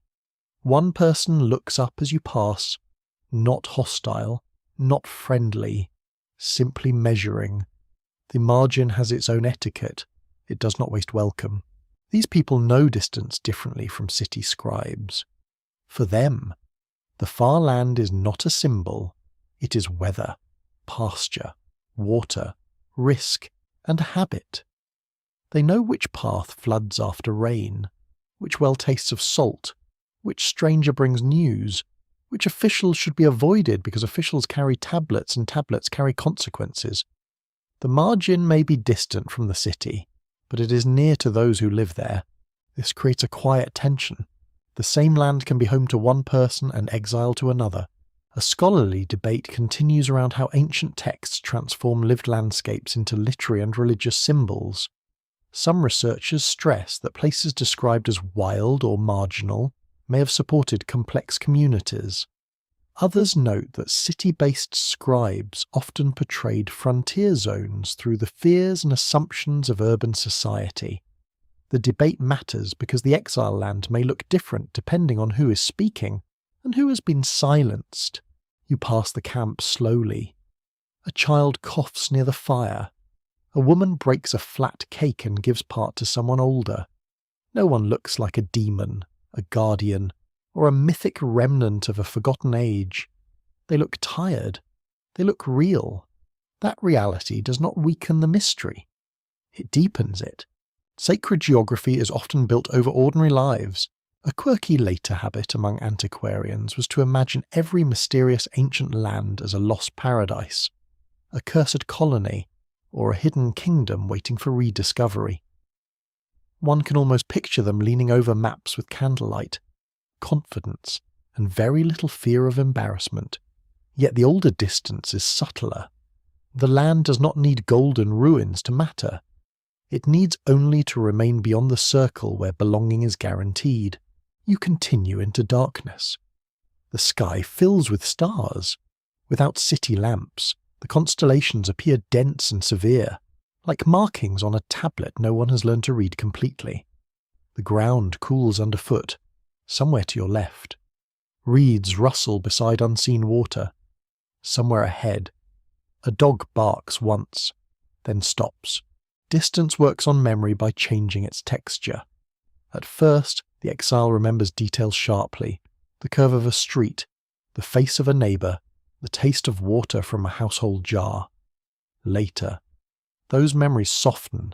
They become scenes, then phrases, then inherited moods. Children born in the far land may know the city only through adult longing. Their grandchildren may know only that their people came from somewhere else, under judgment, command, hunger, or grief. The land must remain distant so memory can become story. Too much nearness corrects exaggeration. Too much access reduces wonder. Distance allows the past to grow ceremonial. A road no longer walked becomes a sacred route. A broken shrine becomes a sign. A hard season becomes divine testing. A forced journey becomes origin. The first exiles become ancestors, then figures, then fragments on clay. This is not deception exactly. It is how human memory survives its own losses. You think of museum tablets resting under controlled light, far from the heat, mud, and mosquitoes of their birth. They too are distant now, removed from city, temple, schoolroom, hand, and purpose. Scholars can read them, but cannot return them to their first breath. Even preservation is a form of exile, though a careful and necessary one. The clay survives by being separated from the world that made it. That thought is strangely tender. The tablet and the exiles share a condition. Both are displaced. Both carry marks. Both require interpretation. Both are safer, perhaps, because they are distant, yet lonelier for it. The land where the first exiles were sent remains powerful because it cannot be fully brought home. It must stay at the edge, where certainty weakens and listening becomes possible. The night grows very still. The road ahead is barely visible, a pale seam through darker earth. You no longer hear the city. You no longer smell its bread or smoke. Yet its absence surrounds you more completely than its presence ever did. That is the hidden work of distance. It does not erase the centre. It makes the centre ache. The exile land endures because it holds that ache in place. It protects mystery from explanation, memory from closure, and divine order from admitting too clearly how fragile it is. It remains far because some truths can only be approached slowly, across dust, reeds, silence, and the long fatigue of walking. And in that distance, the first exiles are never entirely lost. They are kept just beyond reach, where history becomes almost a whisper. The clay refuses to say what you most want it to say. It lies still beneath the light, small and stubborn, with its broken edge turned slightly toward shadow. The missing portion is not dramatic. It does not announce itself with grandeur. It is only absence, a chipped corner, a scar across signs, a place where words once stood and now do not. Yet your attention keeps returning there, as if silence has become the loudest part of the tablet. That is the strange power of what remains unsaid. A complete tablet would be easier. It might name the land clearly. It might describe its river, its road, its ruler, its distance from a known city. It might say whether the exiles travelled by command, divine anger, social penalty, or older cosmic pattern. It might offer a phrase so plain that scholars could argue less, although scholars would probably find a way. Argument is one of their renewable resources. But the tablet withholds. It gives a shape, not a solution. You stand in the reading room where the air smells faintly of paper, dust, and polished wood. Modern lights shine evenly above long tables. A scholar turns a page with delicate care. Another compares photographs of signs, enlarging them until each wedge becomes a landscape of ridges and shadows. The ancient clay has entered a world of catalogue numbers, soft gloves, careful storage, and patient doubt. Here, certainty is earned slowly. Assyriology depends on comparison, grammar, paleography, archaeological context, and the difficult art of admitting uncertainty. Major research traditions at Oxford, Yale, Chicago, Pennsylvania, and other centres have shown how a single cuneiform sign can vary by period, school, hand, and preservation.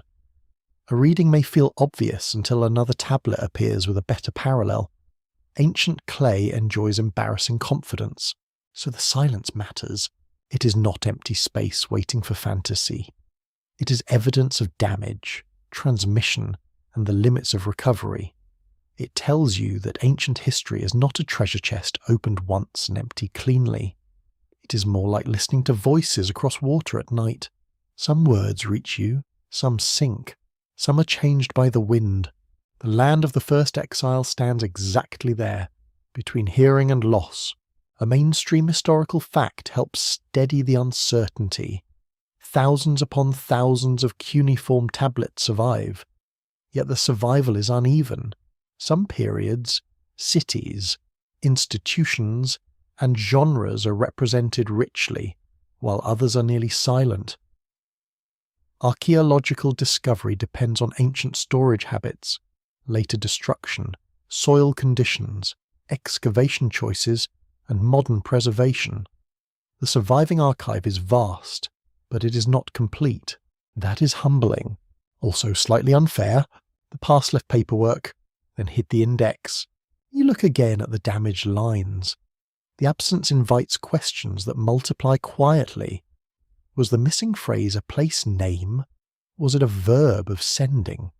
Was it a divine title that would identify the authority behind the exile? Was there a description of the land's edge, its water, its mountains, its marshes, or its terrifying lack of human welcome? Perhaps the missing signs would solve everything. Perhaps they would only deepen the mystery. There is a continuing scholarly debate about how far broken texts should be interpreted beyond their surviving words. Some researchers insist on restraint, preferring visible uncertainty to elegant speculation. Others argue that informed reconstruction, based on parallels and formulas, is necessary to understand fragmentary literature. Both approaches protect something valuable. One protects truth from invention. The other protects meaning from paralysis. You feel the pull of both. Without imagination, the tablet remains an object, mute under glass. Without discipline, it becomes a mirror for whatever the modern mind desires. The difficult art is to approach the silence without colonizing it, to let the break remain a break, while still asking what kind of story could have grown around it. The clay refuses to say, and that refusal becomes instruction. Ancient scribes themselves knew the power of omission. A ritual text may leave something to trained memory.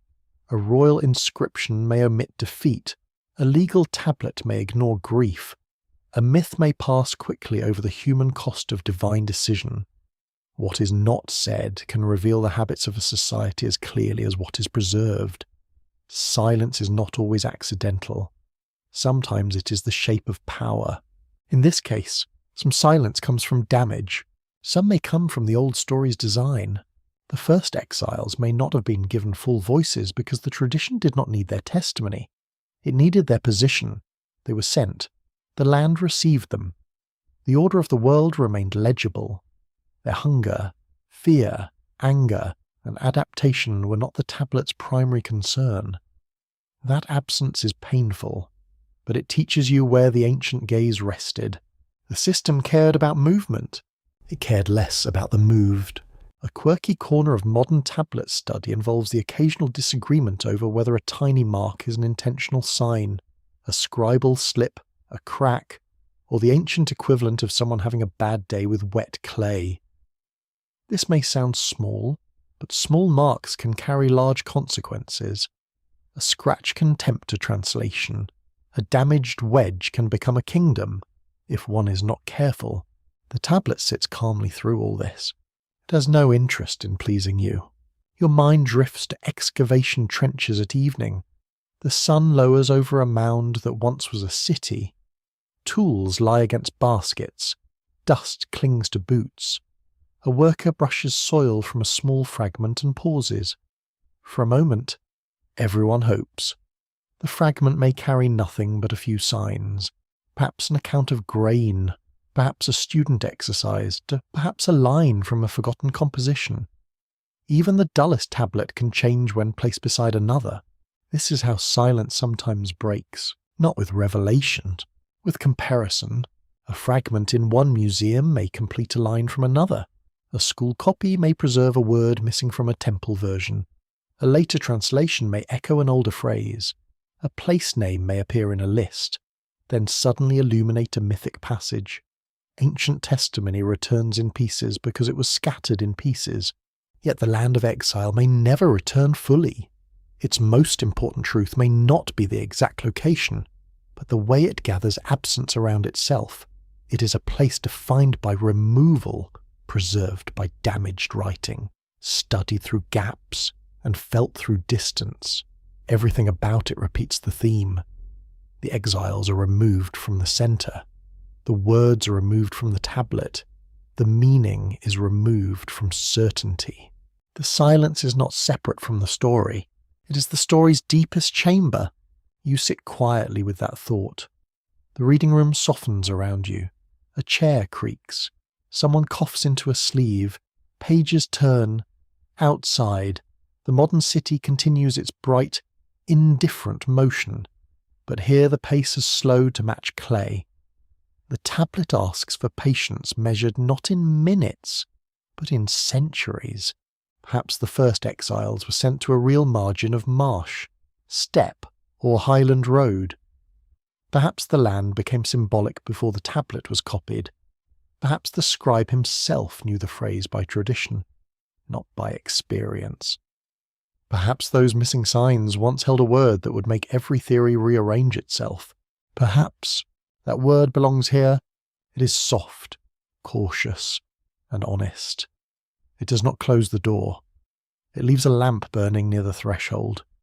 The clay refuses to say more, and in doing so, it keeps the listener awake in the gentlest way, not with alarm, but with wonder. The tablet's silence becomes its strongest message because it reminds you that history is not possession. It is encounter. You do not conquer the ancient world by naming every ruin. You approach it, listen, lose patience, recover humility, and listen again. The broken clay remains before you. It does not answer, it waits. And in that waiting, the land of the first exiles becomes darker, wider, and more real than any easy certainty could make it. The road beyond Sumer does not end. It only grows quieter. You follow it beneath a sky that has lost its heat and deepened into blue-black silence. The stars are clear enough to feel almost near, though they remain perfectly unreachable. The ground is pale under moonlight, marked by faint tracks, old wheel ruts, and the small disturbances of animals moving after dusk. The wind passes over low scrub and dry reeds, carrying the scent of salt, dust, and distant water. There is no city in sight now, no temple roof line, no gate, only the road, and the feeling that someone has walked here before you, long before recorded history, in a time that is no longer remembered except through broken signs and patient clay. The ancient Sumerian world does not vanish behind you all at once. It remains in fragments, as ancient things prefer. A wedge pressed into a tablet, a canal bed filled with silt, a king's name copied too carefully to be innocent, a list of workers who ate barley and vanished from every other record, a place at the edge of the known world where the first exiles were imagined to go. You do not hold a final answer. You hold a shape. That is often all the ancient world allows. The mainstream historical record confirms that Sumerian civilization gave humanity some of its earlier cities, writing traditions, administrative systems, and literary compositions. Research carried out by scholars at institutions such as Yale, Oxford, Chicago, and the University of Pennsylvania has shown how deeply writing, labour, religion, and urban life were intertwined. The tablet tradition does not preserve fantasy alone. It preserves the structure of early human society, with all its brilliance and discomfort. That discomfort matters. The same world that built temples also counted workers. The same world that wrote hymns also recorded rations. The same world that imagined divine order also knew displacement, debt, war, forced labour, hunger, and the punishment of removal. The land of exile belongs to this double inheritance. It is sacred and social. It is mythic and human. It is distant, yet made from ordinary fear.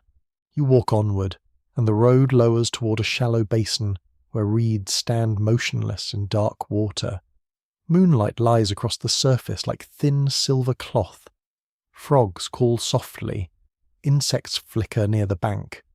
A night bird lifts from the marsh with a sudden rush of wings, then disappears into the dark.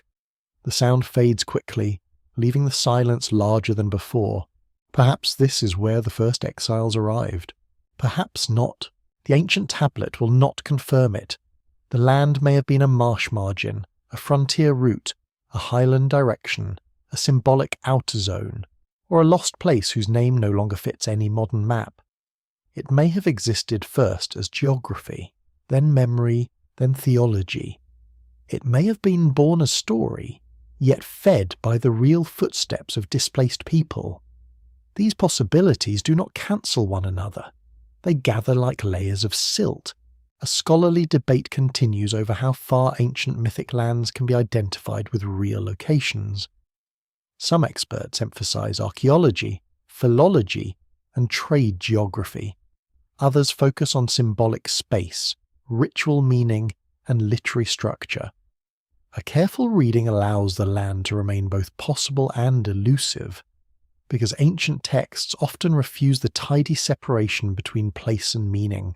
The road continues because the question continues. A quirky modern habit tries to force the mystery into certainty.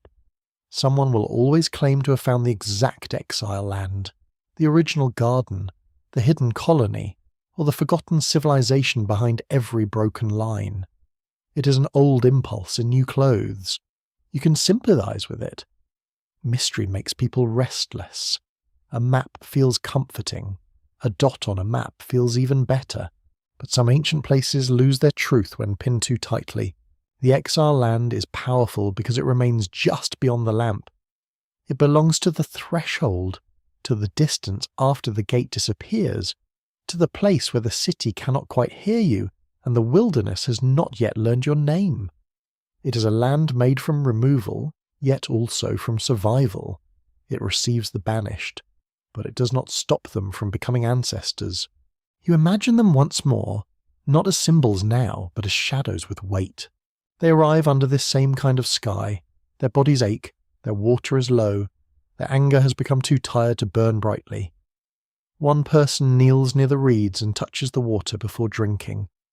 Another watches the dark, afraid of strangers. A child sleeps without understanding that a new life has begun. An old one whispers the name of a city no longer visible.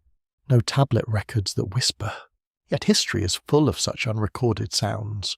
The unfinished road beyond Sumer is the road of all those sounds. It carries the voices not kept by palace archives.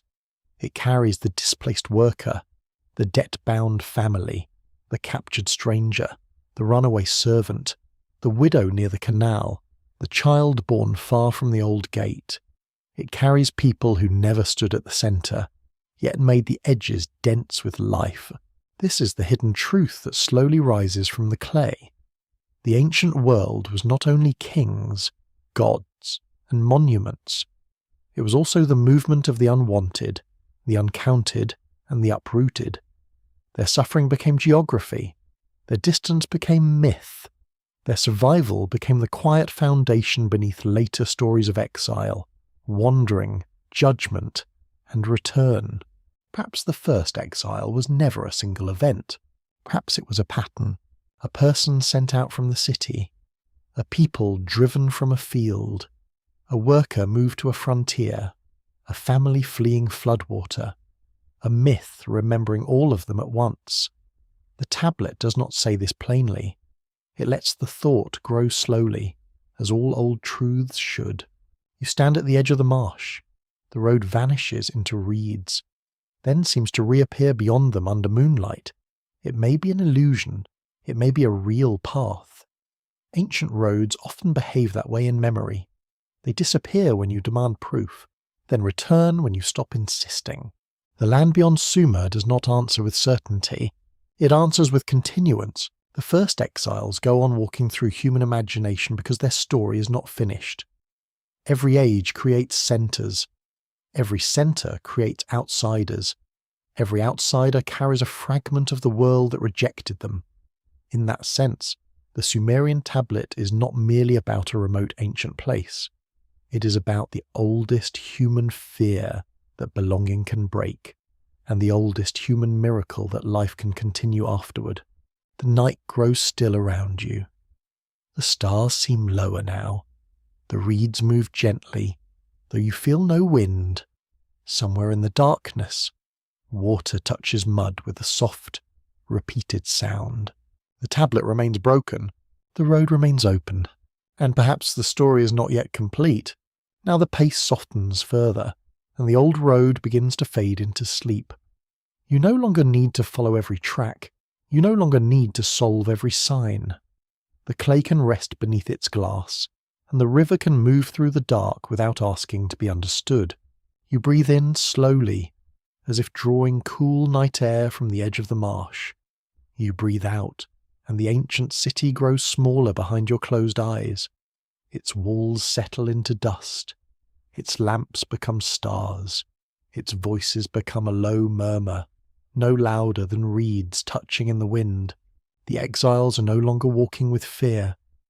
In this final quiet, they are only figures beneath a gentle sky, carrying bundles that grow lighter with each step. The road beneath their feet is soft now. The water nearby is calm. No guard calls after them. No scribe demands their names. No king reaches into this silence. They pass beyond judgment, beyond counting, beyond the hard clay of memory. You may let them go. The old land remains distant, but not cruel. It holds its shadows carefully. It keeps the unanswered questions safe until another night, another listener, another quiet hour when history opens again like a door in the dark. For now the reeds whisper only sleep. The river breathes. The stars keep watch. And somewhere, far beyond Sumer, the unfinished road turns gently into dreams. End of script. Good night.